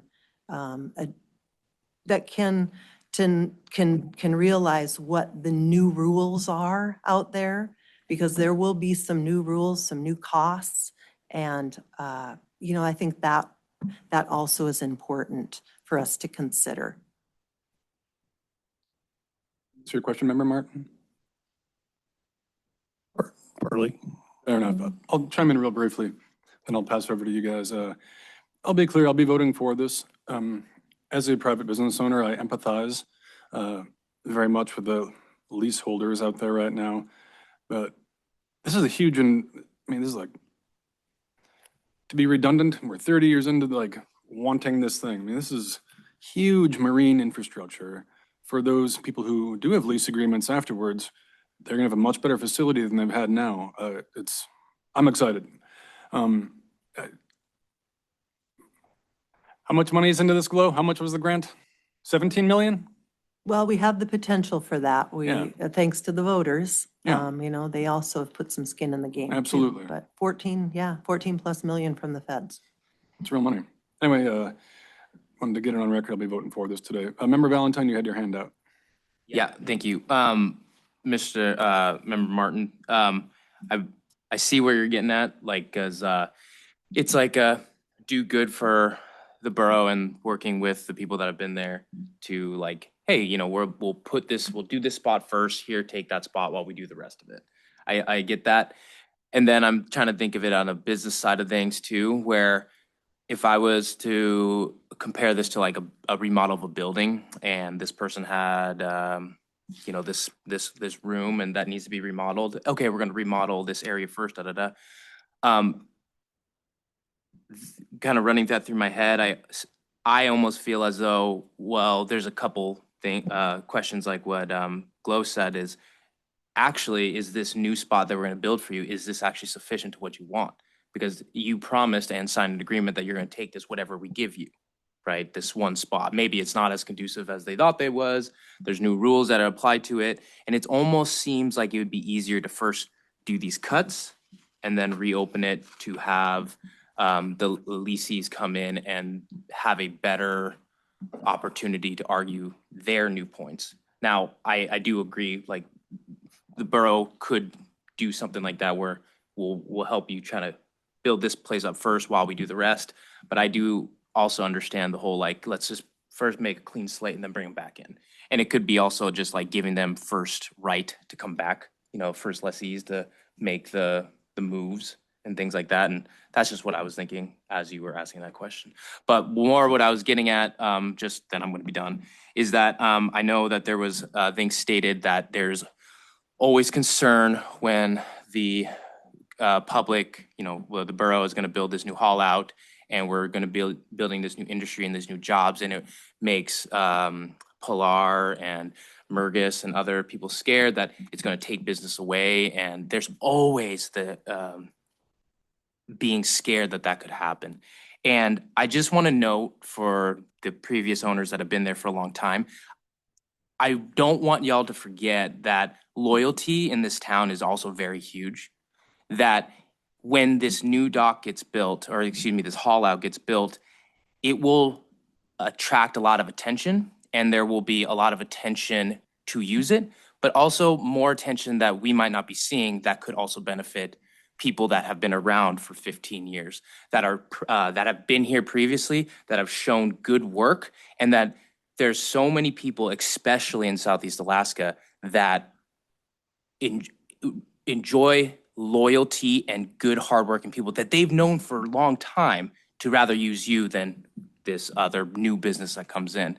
And so I just want to, I don't know if it makes anybody feel any better, but it's just like, I don't want to discredit the fact that y'all have done a good job. And I think that that's going to go very far with this 1.5 year hiccup, right? So when it does come back, I think you're going to be surprised, or maybe not, of your services still being provided and still having work and stuff like that. I bought a legacy business, and it's hard to meet some standards, but through the loyalty that was built there, and I'm able to still provide somewhat decent service to them, that there's a lot of people that still come back to me.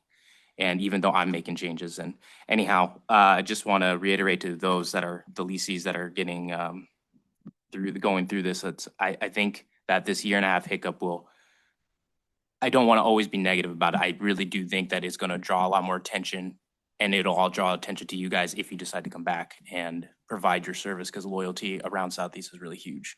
I think that's really important to note. Thank you. Any further discussion? The clerk, please call the roll. Vice Mayor Stanton Kreger. Yes. Member Schwartz. Yes.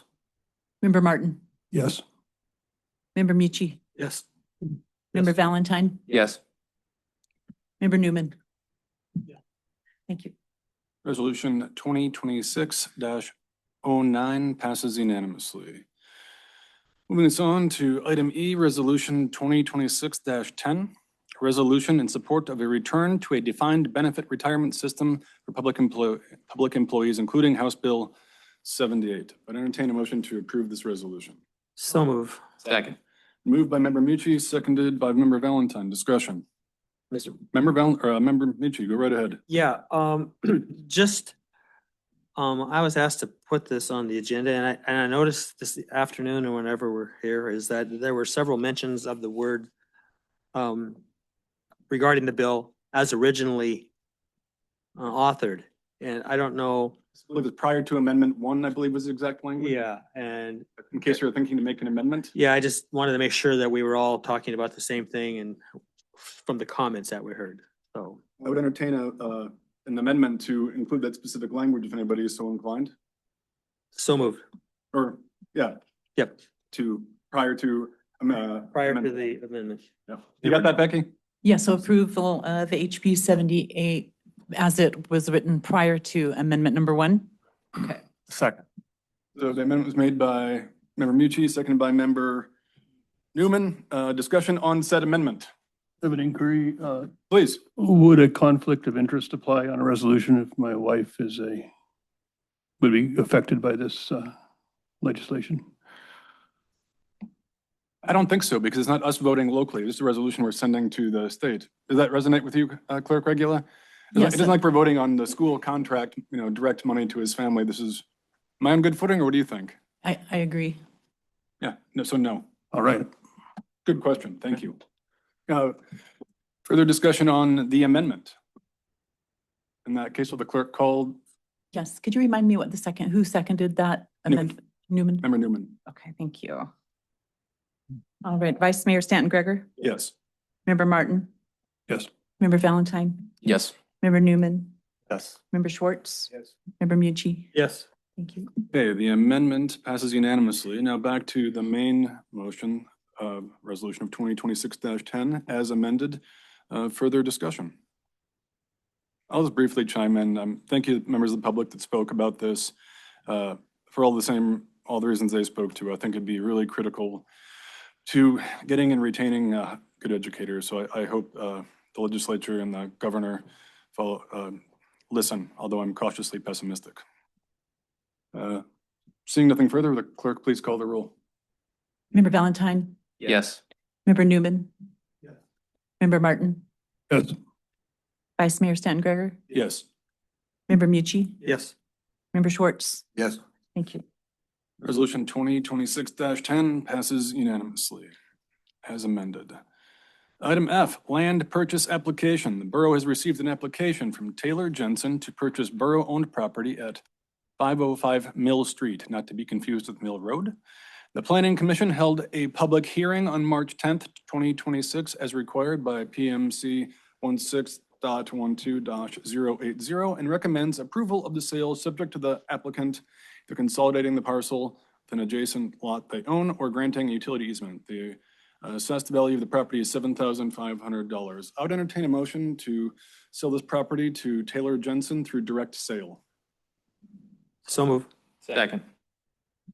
Clerk Regula, is that okay wording I put forward there on that? Yes. Just making sure. Discussion.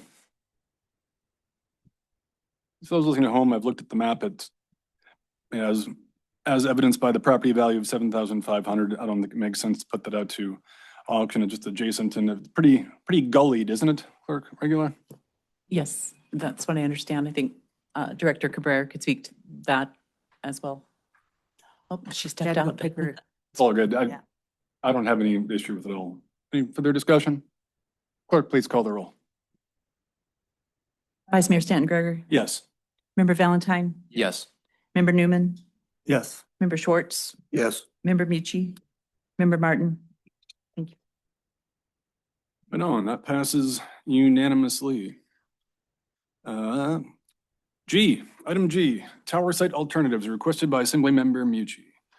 Member Mucci requests that we provide direction to the borough manager to work with Tidal Network to identify alternative borough-owned properties suitable for a communications tower to replace the current site adjacent to the fire station. The selected property should meet Tidal Network's technical specifications while being located away from populated areas. The borough manager is requested to return a list of proposed properties with a brief description of why each site might be suitable, along with specific reasons why any sites are not recommended. I entertain a motion to approve this. So move. Second. Motion was made by Member Mucci, seconded by Member Valentine. The floor is yours if you'd like it, Member Mucci. Yeah, thank you, Mr. Mayor. I have this on here and I'm not sure if it has the support to move forward, but I wanted this on here because I know in the next several weeks that we will be asked to make a decision regarding the parcel that Tidal Network is interested in up by the fire hall. And I'm sure most of us have heard different conversations or have had different conversations with community members about other pieces of property that are in the general area of the fire hall. I know there has been some talk of up by the water tower hill, over by the FAA thing, over by the rock quarry, and those spots don't, meet the requirements. They have some counterintuitive spots, like I don't think you'd want to put a radio communication tower up by a rock pit. That just seems counterintuitive. And I know there's been other assembly members who have, asked for maps about where pieces of property are that might be a better fit. And I don't know if the assembly wants to move forward with this, but I wanted to get it out there and at least hear some discussion one way or the other, and see what the assembly wants to do. Thank you, Member Mucci. Thank you. Further discussion? I'll go. Member Martin. I've been thinking about this quite a bit and sites keep coming up. We did have a work session where we looked at a lot of them, but I think Liz was remote and intriguing things keep coming up, but I just don't feel at this point that it would be good faith in the things I've expressed regarding Tidal Network pursuing an alternative out at Papke's implied that I was receptive to the fire hall sale. And I think it would be pulling the rug out from under that. So, but by all means, if something happens, the fire hall sale fails, of course, it's a great idea. Thank you, Member Martin. Further discussion from the assembly? I'll chime in briefly. I'll be voting no, and not because I think necessarily alternative sites are a bad one. Mr. Manager, cut me off if I'm speaking out of line at any point. This is more procedural, so I'm going to be more or less thinking out loud. And we've given the borough manager direction to drop a contract for the one near the fire hall, right? Correct. And that's in process. Yes, sir. Yep, got it, thanks. So checking the easy boxes first. Make sure you cut me off, I'm out of line on this one, but if we were to give you conflicting instructions right now, which I could see this as, that doesn't feel like good faith negotiations to me. Just want to hear from you on that one, but then I'm going to keep going for a minute because I'm thinking. I think the assembly owes Tidal an answer. I mean, at this point, they feel we're negotiating a contract and we have been going back and forth for the fire hall location. And the assembly is not yet giving them an answer on that. So whether it's no, in which case, Tidal could then decide to look for other properties, or if it's yes, then we move forward with that. But I think Tidal deserves an answer in one way or the other, since they started the whole application process, went through that whole process with P&Z, went through that process that was unanimous up until recently. So I think the borough owes them an answer on that issue. Yeah. And if it's no, then it's no, and then they will, rather than telling them where to locate it, they can come back with another application and go through another process of picking another location if that's what they want to do. Or if it's yes, then we move forward. Thank you, Mr. Manager. That makes sense. To summarize my thoughts on that is, when the contract is set and we vote on it, it's voted down, that strikes me from a timing wise perspective, would be a time to look at alternative sites with them or have them, they know what they need, not us. We're not the tower people. So I'll be voting no on this so that we can get that on the agenda to vote it up or down, and then we'll just go from there in the future. That's my 2 cents. And yes, Member Valentine. Thank you. I think everybody up here has been thinking a lot on towers, and I think that we've had many meetings about with title about possible other spaces, and I don't think that this is a bad idea. However, it is also pretty much up to title to decide whether or not they would like to go and choose these other ones. So we put in all this work for them to basically be like, thanks. All right, let's move on with this thing that we already have in front of us. And then, like, remember, Stan Gregor says yes or no. And so I'm going to vote no, but it's not that I don't think it's a good idea. It's just that I just don't think it's going to do anything. I just truly don't. And I think that moving forward with what's currently at hand, because that's what they've spent months doing, then we can, after that, go from there. And then also, even if we were to give these areas here, and here, what says that they like those areas anyways, and then they go across the street or they whatever, I don't know. But yeah, I of course I love the idea, but I just don't think it much comes out of it. So yeah, anyways, thanks. Member Schwartz, excuse me.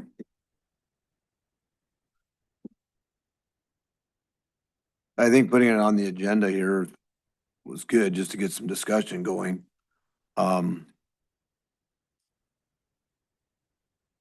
There's been a lot of different properties looked at. And I would agree that thumbs up or thumbs down, get the vote done. But I do appreciate it being on the agenda for discussions. And obviously, there's still a lot of people concerned about this, and I don't think it's going to go away. So that's all I had. Thank you, Member Schwartz. Any further discussion from the Assembly? Member Mucci. Yeah, thank you, Mr. Mayor.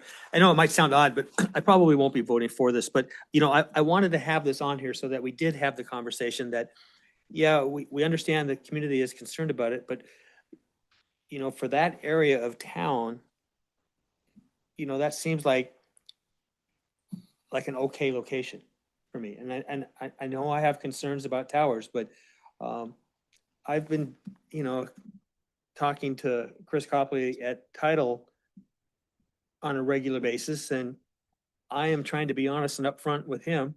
And I appreciate where this community is coming from. And I think, I'm not speaking for him, obviously, but I think he understands that there's some real concerns of the community. And I think there's a potential to have something good come out of this whole discussion on towers with Title. But we'll get to that later on today. So, but thank you. Thank you, Member Mucci. Member Newman. Yeah, I agree with what everybody has said here. I just want to say, I guess, reiterate my desire or my advocacy for the ordinance regarding wireless communication facilities.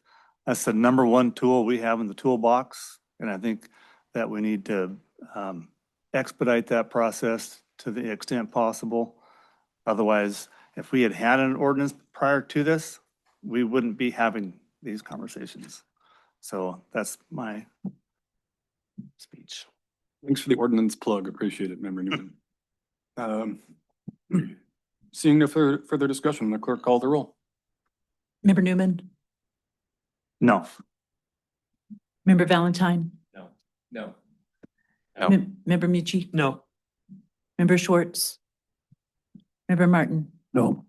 Vice Mayor Stanton Gregor. Nope. Thank you. That fails on a 0-6 basis, bringing us to item H. Bicycle, make sure I've got that right. Yep. bicycle and pedestrian path maintenance and DOT coordination requested by Assemblymember Mucci. Member Mucci would like to provide direction to the borough manager to work with the State of Alaska Department of Transportation to clear the bike and pedestrian path between the cemetery and the 2.5-mile marker. During discussions, the borough manager is also asked to begin conversations with DOT regarding the development of a memorandum of understanding for coordination during the fall and winter seasons. I would entertain a motion to approve this request. So moved. Second. Motion is made by Member Mucci, seconded by Member Valentine. Member Mucci, the floor is yours if you'd like. Sure. I put this on the agenda when there's a bunch of snow on the ground the first part of April. I understand who owns what, who does what, and I had a great conversation with the Public Works Director, and he explained a lot of stuff, but I was wondering if somebody within the borough can explain who owns what, who does what, so that the community who gets tired of hearing from me can hear it from the city manager or the department heads about who is actually in charge of keeping that place clear. And I know, before I let loose here, I know it's been a rough winter for snow, but I think it's a big deal when there's people walking out in traffic on the highway all the time. And I'm just trying to figure out if there's a better way to handle it in the future. Thank you. Through the mayor. Go ahead, Mr. Manager. Aaron, please feel free to, if I screw anything up here. So I'm going to talk about 3 different areas. So sidewalks on Haugen, the walking trail that runs from, give or take around the fire hall out to the airport, and the bike trail on Mitkoff Highway that is in this ordinance. All 3 of those things and responsibilities are the responsibility of the state of Alaska's DOT. So they're responsible for cleaning those sidewalks. They're responsible for the bike trail by the fire hall, and they're responsible for the Mitkoff Highway bike trail.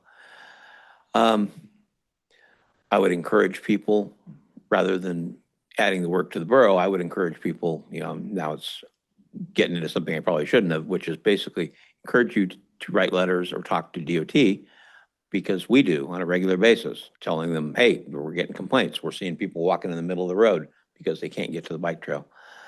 I don't know if it matters to DOT or not. Maybe I can even suggest a resolution from the assembly at some point that we can send to the South Coast Regional Director and say, we need this to be a higher priority. I think it's an important priority to the community, and we probably need to weigh in with DOT to see if they're willing to make it as high a priority. Aaron, I don't know if you've had any conversations with local DOT and what their statements are. Not recently, I've not. I do know that it's on their radar, and as the manpower and the equipment is available, they do get to those pathways, but it's not a priority for them. Anyway, that would be did I hit? Yep. Because while this ordinance is talking about the bike path, reality is we get equal number of complaints on those other 2 areas. On the other DOT things. Gotcha. Yeah. Thank you, Mr. Manager. Member Valentine, you were waiting there. Yeah, thank you. Honestly, I kind of spaced it a little bit. Come back to me. Not a problem. Member Schwartz. There are a lot of areas that we've been getting by with Good Samaritan type behavior. I'll just say it, Dan McMahon. He's got his snow blower and he hits the sidewalk sometimes all the way to South Harbor and then all the way up here to the other side of South Harbor.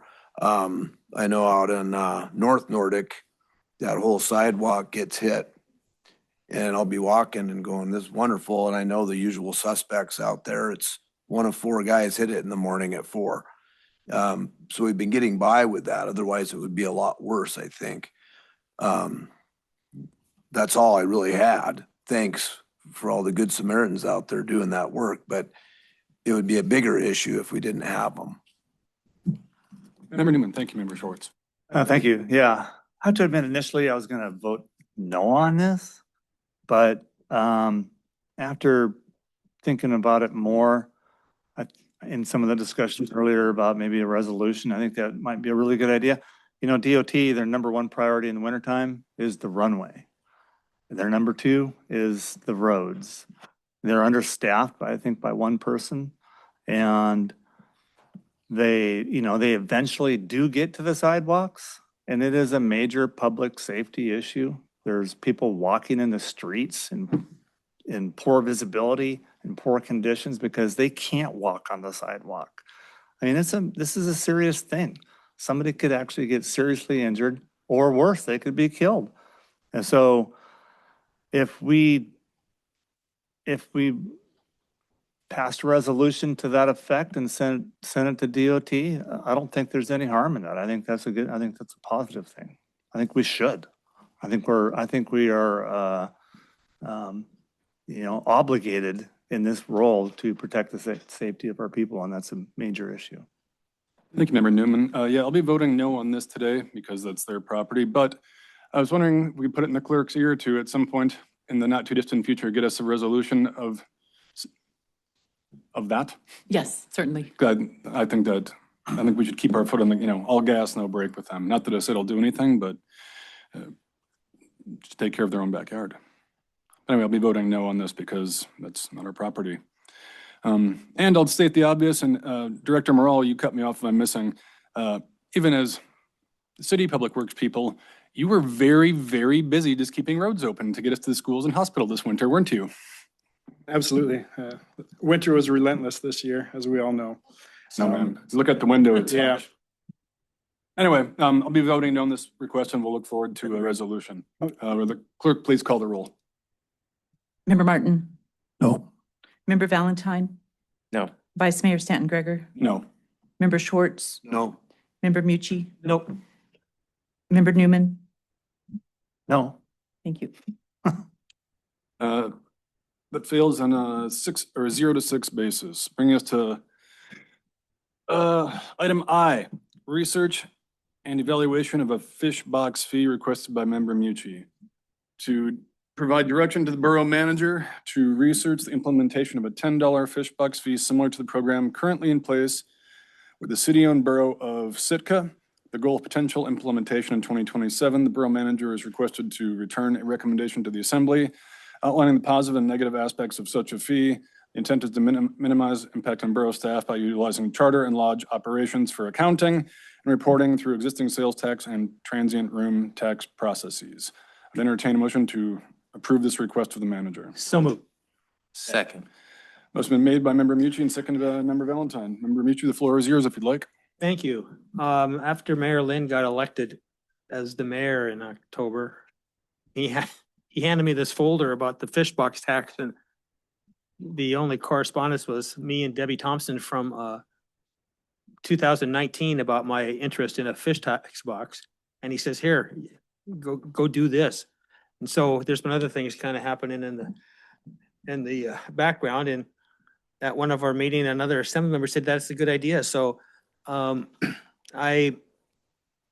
where we are. I'm trying to figure out how we can get this fish box fee put in place, not this year, but next year. I've talked to the city of Sitka, their finance people, and they leave all the burden to collecting fees and reporting their fish box taxes to the charter boat owners or the lodge owners, and it seems to be working fine for them. My intent here is not to burden borough staff with it, but I'd like to see just some research to some positive and negative things about this and what it could mean for Petersburg. So that's where I am. Thank you. Thank you. Member Valentine. Thank you. I did bring it up last year. Yes. I do remember. I did bring it up Yeah. last year. And I think everyone, at least at the time when I had brought it up, it came to like who's gonna do what, right? Who monitors, who does what. And then like passing it on to, and from my understanding of this is that you'd have the lodges basically account for it and then pay the borough, right? Okay. Is there, when you looked into this $10, is that what Sitka's doing? Yes. Sitka's doing $10? Okay. I of course love the idea of doing this. I would like to see a more, somehow, if the lodges are going to do such a thing, I'd like to see some kind of maybe like sticker element to it or something that says that it has been paid, because then it, at least for anybody that's up at the airport, which that's when we see it, right? And then, because no one here is gonna stand up there and just, did you pay? Did you pay? Pay me $10, pay me $10, right? That's just, and then you're paying my time to go up there and do it or whatever it is. But it'd be kind of nice to have this really obvious yellow, red sticker on this white box that everyone buys. And if we provide that to the lodge, that's the borough side of things. Or they paid for it with the resale card, or, you know, that's how you implement that. I do like that could work. I don't know what it's gonna generate, but I also agree that any money's good money right now. So even if it only generates like 10 grand over a year, but you do that over time and you save that for bathrooms or whatever else we need to do, yeah, I agree. And I just wanted to maybe a little bit more, we get into the fine details of how we actually do it, because I think a lot of the community will start second guessing whether or not that person did pay for it. And I think something visual would be good. So, thank you. Before we go, Member Schwartz, my initial inclination is to vote no on this, but the reason why, not because I just want to be a naysayer. When I'm reading this, the borough manager is requested to return a recommendation to the assembly outlining the positive and negative aspects of such a fee. You know, I spent some time with the finance director and the borough manager on this. I feel like both you and Jody could give us some positive and negatives right now if you'd be so inclined. I don't think we need to turn you loose on a mission to do that, but I could be wrong. I can speak to it. Please. But I think Jody needs to backstop me and she'll have. I'd expect nothing less from perspective. I'd expect nothing less from Jody. We've looked around to try to find out who does this and who doesn't, which is something in itself. We found 2 cities in all of Alaska that charge a fish box tax or a fish box fee. Gustavus and Sitka. That's it. Homer doesn't, with their huge charter fleet, does not. It's Sitka and Gustavus, both, they use a similar system where they tell you, you have to come down to City Hall and buy a sticker at $10. Its price is the same. Yep. And those stickers are then divvied out among whoever their clients are, and their client pays them. And then the sticker goes on the box. It's an honor system. So if the lodges or the charter boats choose not to do it, they don't do anything about that. The issue I have at the enforcement side is pretty interesting, because so if we go up to we implement this, we go up to the airport and we see boxes that don't have stickers on them. What do we do? According to our attorney, we have no authority on airport property to enforce it. So we just basically, I mean, suppose we could say, okay, I see Steve over there without stickers, and then we say something to him, but we can't prove it. So the whole enforcement is where things start to fall apart. It works well in Sitka because they're 3 times our size and they've got 3 times as many charter boats, and however, their honor system seems to work for them. I didn't get a great answer from Gustavus on whether it works or not, but Sure. So that's probably my biggest concern. Positive is as James said, it's, you know, money we're not collecting today. Quick estimate, we think maybe 30 grand a year. Yep. And by the way, that estimate is based on population size, not on anything else. So it could be way off. I mean, I'm just saying they're 3 times our population. We know that they're getting about 150,000 average over the full year. That's where that money came, you know, that estimate came from. So it's highly inaccurate probably. So it really comes down to the enforcement side of it. You know, we walk up to, even if, let's say we talked about it in the parking lot, we walk up to someone who's got a fish box tax with no sticker on it, and we say, you know, Giesbrecht, you're stealing fish. You need to pay your, well, it's fish I caught for my relatives. I'm taking it with me down to Sacramento. You know, we didn't talk about doing that, and how to tell the difference between a fish box from a charter or a lodge or somebody's Personal use. personal use. Follow. We don't know how to enforce that, and we definitely will not make any money if we have to put somebody at the airport looking for it. Anyway, Jody, you want to take it from there? And Jody, can I ask one question before you take it also? No, it's, Sorry. no, it's good. Just, we're on the thread. When I think of the math on the thing, say we spitball around 30% or 30,000, sorry. My thinking was a better way to make money off to get guaranteed money off of that was for sales tax cap was higher, so we could, lodges. But anyway, I want to hear from your spiel and thing. I just wanted to interject that piece. Well, I think Steve basically covered it. One thing that we have that Sitka doesn't have is we have another airport that's kind of close to us in Wrangell, and people could start going to Wrangell with their fish boxes, I guess, if they really wanted to avoid that, which we probably don't want. Yeah, like you said, if we really wanted to get tourism dollars, get sales tax on tourism dollars, that raising the sales tax cap would probably be the simplest thing to do. We tried to do that a couple years ago. It failed by less than 10 votes, I believe. I ran some numbers last week, and over $7 million a year in tourism sales are exempt due to our low sales tax cap.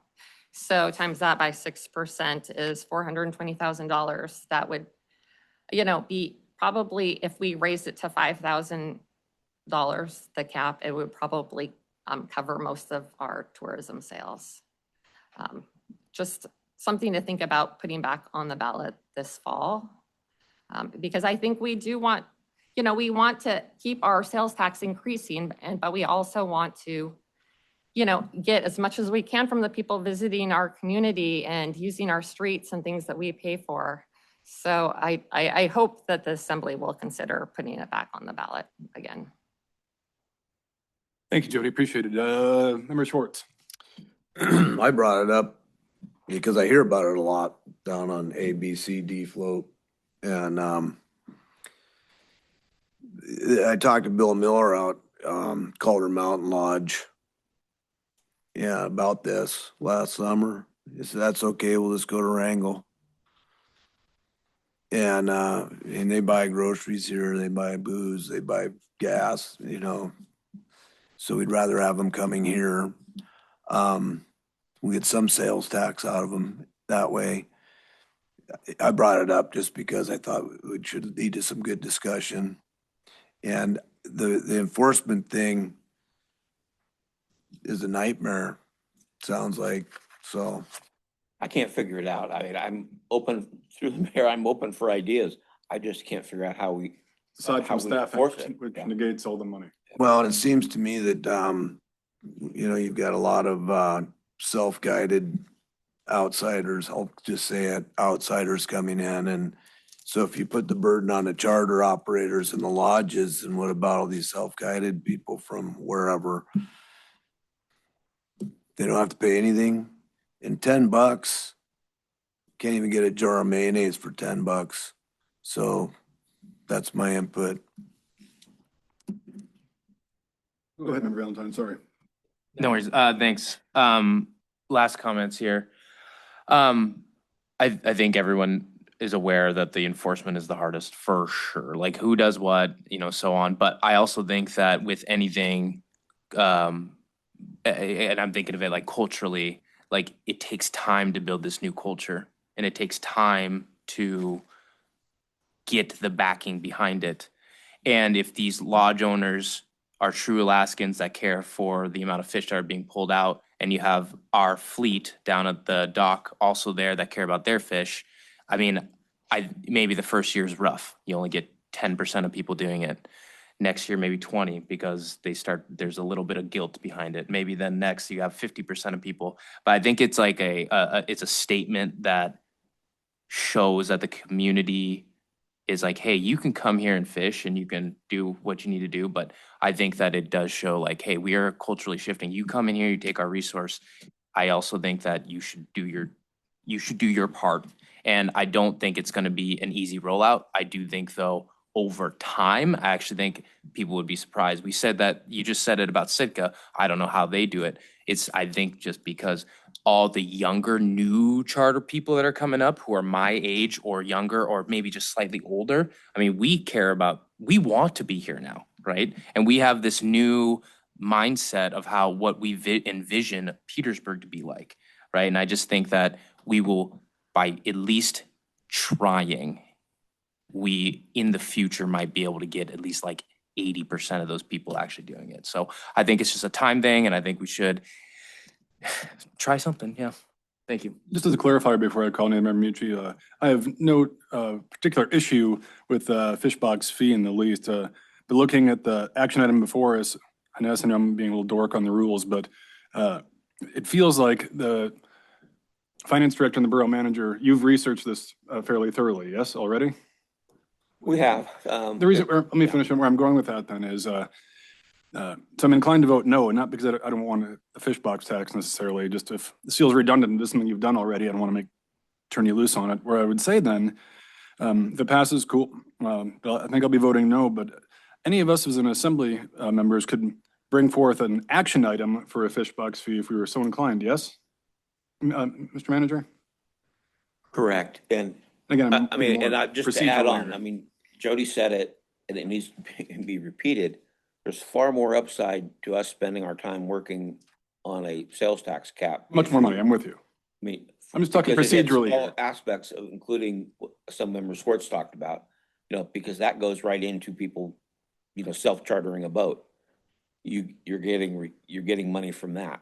Oh, I'd see the Okay, I mean, Patkies so- all summer, man. And we have limited time and resources, so spending time on something like that is far more beneficial to the borough as a whole. No, mine was just procedural in terms of, because this vote is to give you direction to go run this down. It feels like you've run it down and we can go from that. So I'll be voting no on the request. Any further discussion? Member Mucci? Yeah, well, the reason I didn't want it to be an action item is because I wanted to have some in-depth research into seeing if it would work and if not, and then come back for an action item. When we implemented the marine passenger fee back in the day, I don't know how many years ago it was, we had no idea what we were doing. We just put it into place. And now we're in the process of adjusting the marine passenger fee to meet some of the changes that we've encountered for that. And I mean, as we get through the budget process, we're going to ask people what they want to do without and how can we afford to pay this and whether or not it's only $20,000 or $30,000, $40,000. I mean, it would be helpful to, if anything, maybe just clean the toilets that are outside. But I didn't want it to be an action item tonight. I wanted it to be a thorough look at the positive and negative. If enforcement was a big issue and we weren't able to deal with enforcement, yeah, let's not deal with it, but have it looked at with the idea that it could be implemented next spring. Yeah, that was my intent here. That's why it's not an action item. I mean, it is an action item to give him the direction, but I get your point in terms of the tax itself. Member Schwartz, and then we'll tie it up. Yeah, I'll be brief. I think when the locals hear about, we upped the utility rates, let's create more tax income, and yet they see the resource going away. And I don't know how many hundreds of thousands of pounds of it go away. I think it causes some frustration. I think that's why it comes up. Hey, you're taking, and you give nothing back. It feels like with some people, so that's why I think that's why it's here. Roger that. Thank you, Member Schwartz. Yep, Member Martin, proceed. I'll be voting no, but I thought it was a good discussion, so thanks. Agreed. Member Newman? I'm gonna vote no too, but I just did a little math out of curiosity, and $30,000 divided by $10 is 3,000 boxes divided by like June, July, August by 90 days. It's 33 boxes a day. So if Nice math. that's 33 boxes a day, an average.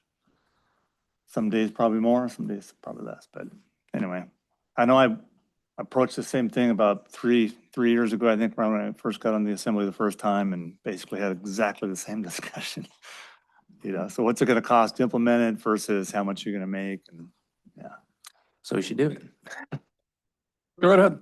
To some member Schwartz's point, which I think is super valid, point out to people, self-charters, charters, the lodges themselves, if that sales tax cap wasn't there, they'd be paying a lot more. You have lodges that lump entire parties together on one bill. So they only pay $72 in sales tax, not on each one. You know, I mean, the opportunity and the enforcement side of it is already built into play for the sales tax cap is a lot greater. And it can be, and it's directly tied to what a lot of visitors pay. Anyway. It's all on how they report it. Well, they have to report now, but they report in a different way. We stop allowing them to congregate bills. You know, meaning, you know, all 7 of you go on a charter. They don't bill each of the 7 of you. They bill you once for all Package. 7 is a group, and there's only, and so they avoid the sales tax. You're saying you're able to get around that? Well, because they can provide bills, and we also have that audited on a regular basis. So I'm not saying they can't game the system, but it's a lot harder when you take that opportunity away from them for folks that are doing exactly that. I mean, again, to Assemblymember Schwartz's point, it's not just locals that would be paying that. There's a big part of the visitor traffic I'd largely who'd be paying that that for the they big would be ticket paying items. that. I mean, they're self-chartering boats, what they pay, all of that comes into play. Anyway, back to the action item. Any further discussion? Clerk, please call the roll. Member Martin? No. Member Valentine? No. Member Newman? No. Vice Mayor Stanton Greger? No. Member Mucci? Yes. Member Schwartz? No. Thank you. Motion fails on a 1 to 5 basis with Member Mucci voting in the affirmative. Bringing us to action item J, letter of support for Title Network extension request requested by Assemblymember Mucci. Consideration of issuing a letter of support for Title Network related to its request for an extension of its Tribal Broadband Connectivity Program award. The proposed letter is attached for Assembly review and consideration. I entertain a motion to approve this letter. So move. Second. It's been made by Member Mucci and seconded by Member Valentine. Member Mucci, the floor is yours if you'd like it. Yeah, thank you, Mr. Mayor. Yeah, this letter came about during a conversation I had with Chris Copley at Title Network. And some of the discussion about possibly Title Network purchasing a piece of property up close to Mitkoff Highway and keeping the piece of property at Rory's Road for a storage area. And the conversation was kind of like, well, we might not have enough time to buy that piece of property and get that site put together before the grant runs out. And so they had applied to this tribal program, connectivity program for an extension on the grant. And I asked, well, is there anything that the borough could do to assist in that or help with that request? And he said, well, if you guys wanted to send a letter, that would work for us. And so I gave this letter to Clerk Regula, and she made it borough specific, and it's before you to see if you guys wanted to support it in our ongoing negotiations with Title Network. Thank you. Thank you, Member Mucci. Any further discussion? I'll briefly chime in. I don't see any downside to this. I think as Member Mucci just said, we've been working with them for 8 months now, and if they feel like it'd be in their best interest to have some more leeway and latitude on time, I don't see a letter of support doing anything but help in all this right now. So I'll be voting yes. Any other members? Clerk, please call the roll. Member Mucci? Yes. Vice Mayor Stanton Greger? Yes. Member Martin? Yes. Member Valentine? Yes. Member Newman? Yes. Member Schwartz? And that letter of support passes unanimously. Communications, we have correspondence available on the website. For Assembly member discussion items, I requested this one, the Board of Equalization summary. Just since we're in discussion here, who's been a part of the BOE before? We've all done it? Okay, Member Martin hasn't, and so you guys, this maybe is also for the public, but since that is tomorrow, a reminder for all of us to Actually, a brief anecdotal thing. I know we've been here a long time. My first time I did a Board of Equalization, it was pretty new in borough formation, so there was a lot of appeals, like a lot. Mine being one of them, but I got it resolved beforehand. And I've spoken to him about this, so I feel very comfortable using his name, Bob Murray. He lives down by me on Coopernoff, and he's a very similar waterfront property of my own. And he was talking about how he's very, if you're listening at home, you can't see it, but he has a very narrow waterfront piece. And by valuation, though, his next door neighbor who has a huge swath of waterfront, they were valued the same per square foot. And for my time on the Board of Equalization, I learned this because I agree with somebody doesn't necessarily mean the law supports them. I thought it was just a very eye-opening experience for me on BOE, because as we know, they're a very, very strict criteria for how we can vote. So aside from contract negotiations, it's probably my least part of being in the assembly, because I find myself having to vote against people who I agree with a lot of the time, if that makes any sense. So anyway, we got that all attached tomorrow. Just hope everyone shows up prepared so we can do our jobs, not as assembly members, but as the Board of Equalization. Any other comments? I feel a sore throat coming on. I don't blame you one bit, Member Martin. Touche. Anything else in that discussion item? I emailed the packet to all assembly members for Thank- tomorrow's meeting, so you could take a look at that and see what is on the agenda for the board. All right, I'm scrolling back up here. Give me a second. Almost there. That brings us to assembly member comments and/or recognitions. Member Valentine. Just a quick comment. Now that the snow is gone, there's a lot of dog poop. I just want to put a plug in Public Works, maybe 2 trash cans where the DOT and the borough line meet at the Libby's there. Just plugging that in just to see if it takes. So thanks. Thank you, Member Valentine. Yeah, this time of year is tough for that. I was out at Sandy Yeah, Beach the other day. gross. The place that has more garbage cans than anywhere, but it's gross. Anyway, any other comments or recognitions? Soon it will all be dust we're breathing in, if that's any comfort. No. Director Hankins, recognition, I believe.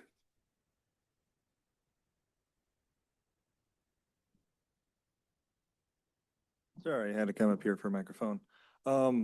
We sent some volunteers off to the Southeast EMS Regional Conference about a week and a half ago.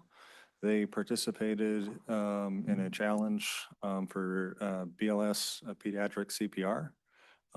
So if they ever had a child in cardiac arrest, you know, a competition on who can handle that patient most competently. And I'm proud to say that's our 4 members that went up there. They took first place.